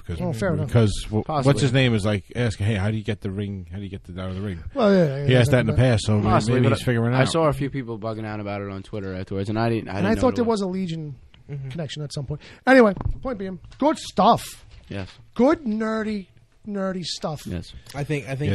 Are we done? What about... Do you got to take a shit? Oh, we got somebody to call first. We do. You better call Saul. Somebody we better call, right? Saul. You better call Saul. That's right. That's right. There's a couple songs you can learn. Stick it to the if you were looking for something. I could definitely do the intro. There's a short. He's got that short intro, which is just and then there's an actual song that some guy made and they put out. It's a Junior Brown song. Is it Saul? about Saul? Better Call Saul. It's or the opening theme thing that they use. Yeah, no, but there's a music video online that Junior. Yeah, some older looking dude, right, with a big hat, and he's a country singer. Yeah, like very very red and saturated colors, kind of in the background. Yeah. Okay. But that's what I'm talking about. Saul, Better Call Saul. That thing. But either way, Yeah, I could definitely do the intro. how about the show? You've seen it. I've seen it. Yeah. We's liked it. Yes. Do you watch it? Yes, I do. Oh, I've been watching since the beginning. I mean, it's not the kind of show you get super crazy about because it's not crazy violence and shit like that. But No, but for what it is, it came back good. It came back really good. No, this is a show about writing. It's it's a writer's show. It's a show where you gotta get into the character development because you're just learning about how he becomes. It's like Saul. Breaking Bad without the meth or the cancer, or the drugs or the money. At least at this point. Well, Anyway. but it's all like we know where he ends up. How the hell does he get there? It's about the journey. It's about the adventure, much like Breaking Bad kind of was. So there is that aspect too, which is interesting and cool. And we know he's just gonna. It's like, but the difference being that, like with Breaking Bad, you always knew you were working towards him being like a kingpin and a killer and shit like that. Meanwhile, we know that Saul is kind of just working towards being Saul. a decent level slime ball. Although that flash forward in the beginning, that breaks. Well, that gets me every season. That breaks your heart. At the beginning of the season 1, just seeing this black and white sequence where it's like presently, and he's just cleaning and closing up the that's Cinnabon. the Cinnabon out in Ohio, or is it Ohio? I think it's Omaha. Omaha. Yeah, poor guy. If people actually are listening to this and they actually want to listen to a podcast dedicated to Better Call Saul, they can listen to the Better Call Saul podcast that is put out by 7 Days a Geek by Buddy J. They do one? Buddy J does one, and bad plug right now. Can't remember who co-hosts with. It's All Good Man. It's All Good Man. That should be the name of the podcast, but it's the Better Call Saul companion. Oh, okay. So they were really excited about bringing it back. I don't think they did the first episode yet. They might have a scheduling problem with the first episode, but really great show. Really, I think it's Matt from Reasons Are actually is the guy. If I remember correctly. You also get really good recap show. I told him I was available in case he needed somebody. And you also get the Breaking Bad Insider podcast. And that's my twofer. That's great, because I think I mentioned this maybe once in the past about it, but what I like about listening to both of those shows is that the Insider podcast doesn't really give you a whole lot of insider. It can at times. Well, they give you some great technical stuff. What I'm getting at is that like it can be 50-50 split where it's like because they're all together and they're in the room, it gets a little bullshitty, and which is fine. But we have an hour solid. You're with them. great. Yeah, he's great. I just love working with you guys. Especially great. if it's a person who hasn't done it before with them, because they come in for the first time and it's an actor, and it's like, we just filmed on it that day and just kind of tailed it. Meanwhile, it's like we're supposed to kind of recap the episode too. So, but anyway. It's really great amount of fun, but if you want something that's a little bit more recappy and kind of talking about the episode specifically and looking forward to, I find that's a good dynamic, because when I walk out of that, I feel like I didn't really get any fan-angled kind of Saul talk. Like, they don't even really tease too much. Yeah. Because they're too inside in a way. They don't want to tempt themselves with giving away. So, like, you get some good insider shit. Sometimes it's more about craft and production and process. Oh, yeah. You know what I mean? Which for me, and you, we eat that shit up. Yes. That's not for everybody. It's cool to hear, sometimes the behind the scenes shit, but I don't know if that's really for everybody. So between those two, that's the ones I listen to. I listen to both of them. That's the only show I do that for anymore. Is like listen to like a podcast from the show. And to be honest with you, I don't think any other shows really do it nowadays. Like do like a show podcast. That's from the show? Yeah, you know what I mean? Yeah, no, I think that's because it's like the editor there. I forget her name. But Kelly Dixon. Yes, Kelly Dixon. She puts together the podcast. And she's going to be editing on Preacher too, at least for the pilot. And she's and more shows should do that as like part of their marketing strategy. Battlestar Galactica did it. You know what I mean? But I think they also ended up taking those podcasts and making them the director's commentary on the episodes as well. Okay. So they had a dual reason for doing that. But I don't think they did it with Breaking Bad, because Kelly Dixon did all those podcasts for Breaking Bad, with the cast and stuff. But people should really check that out. It's really good stuff. And if you were like a crazy sick fan of Breaking Bad and didn't know there was a podcast for that, from the creators and stuff. That was actually kind of Definitely check that out. Definitely check that out. It's definitely some interesting Even stuff. just the finale where Vince Gilligan reveals what his original pitch for the show was, and you kind of understand maybe why some places didn't buy it when you realize how intense he originally wanted to go. Yeah. A little more HBO than NBC could handle, I would think. Yeah. But I do remember that story. So, with that, I think we are at the end point. This is the end. Uh-oh, is that which? Like that little Jim Morrison? I don't know. No.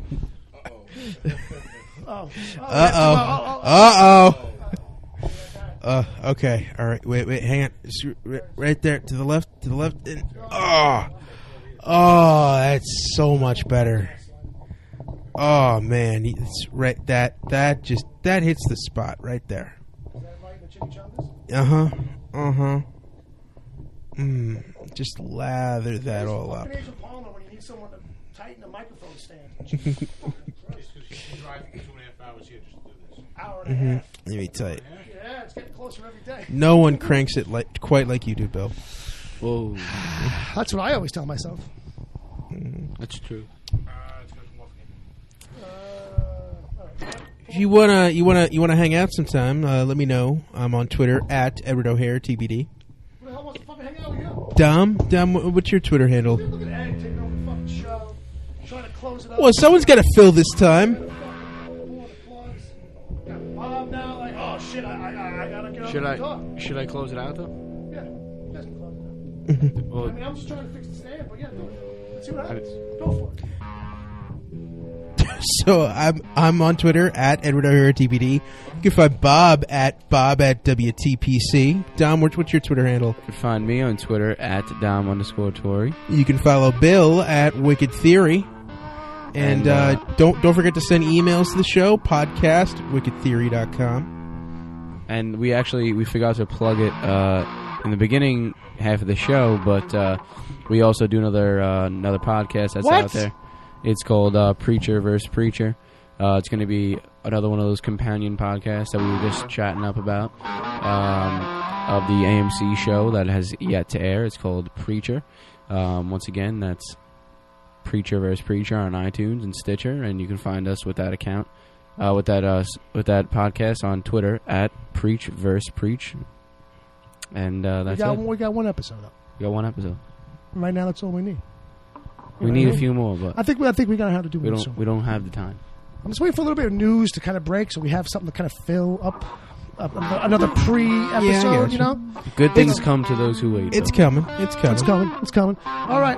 Well, that warm and juicy sound means that I have successfully, I think, reassembled the microphone stand. Let's do this. And that buzzy sound means Bob's ready to go. Bob, finally, you can take us out of here.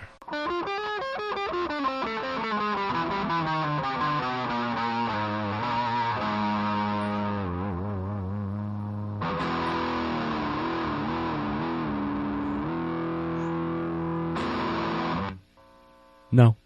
Oh.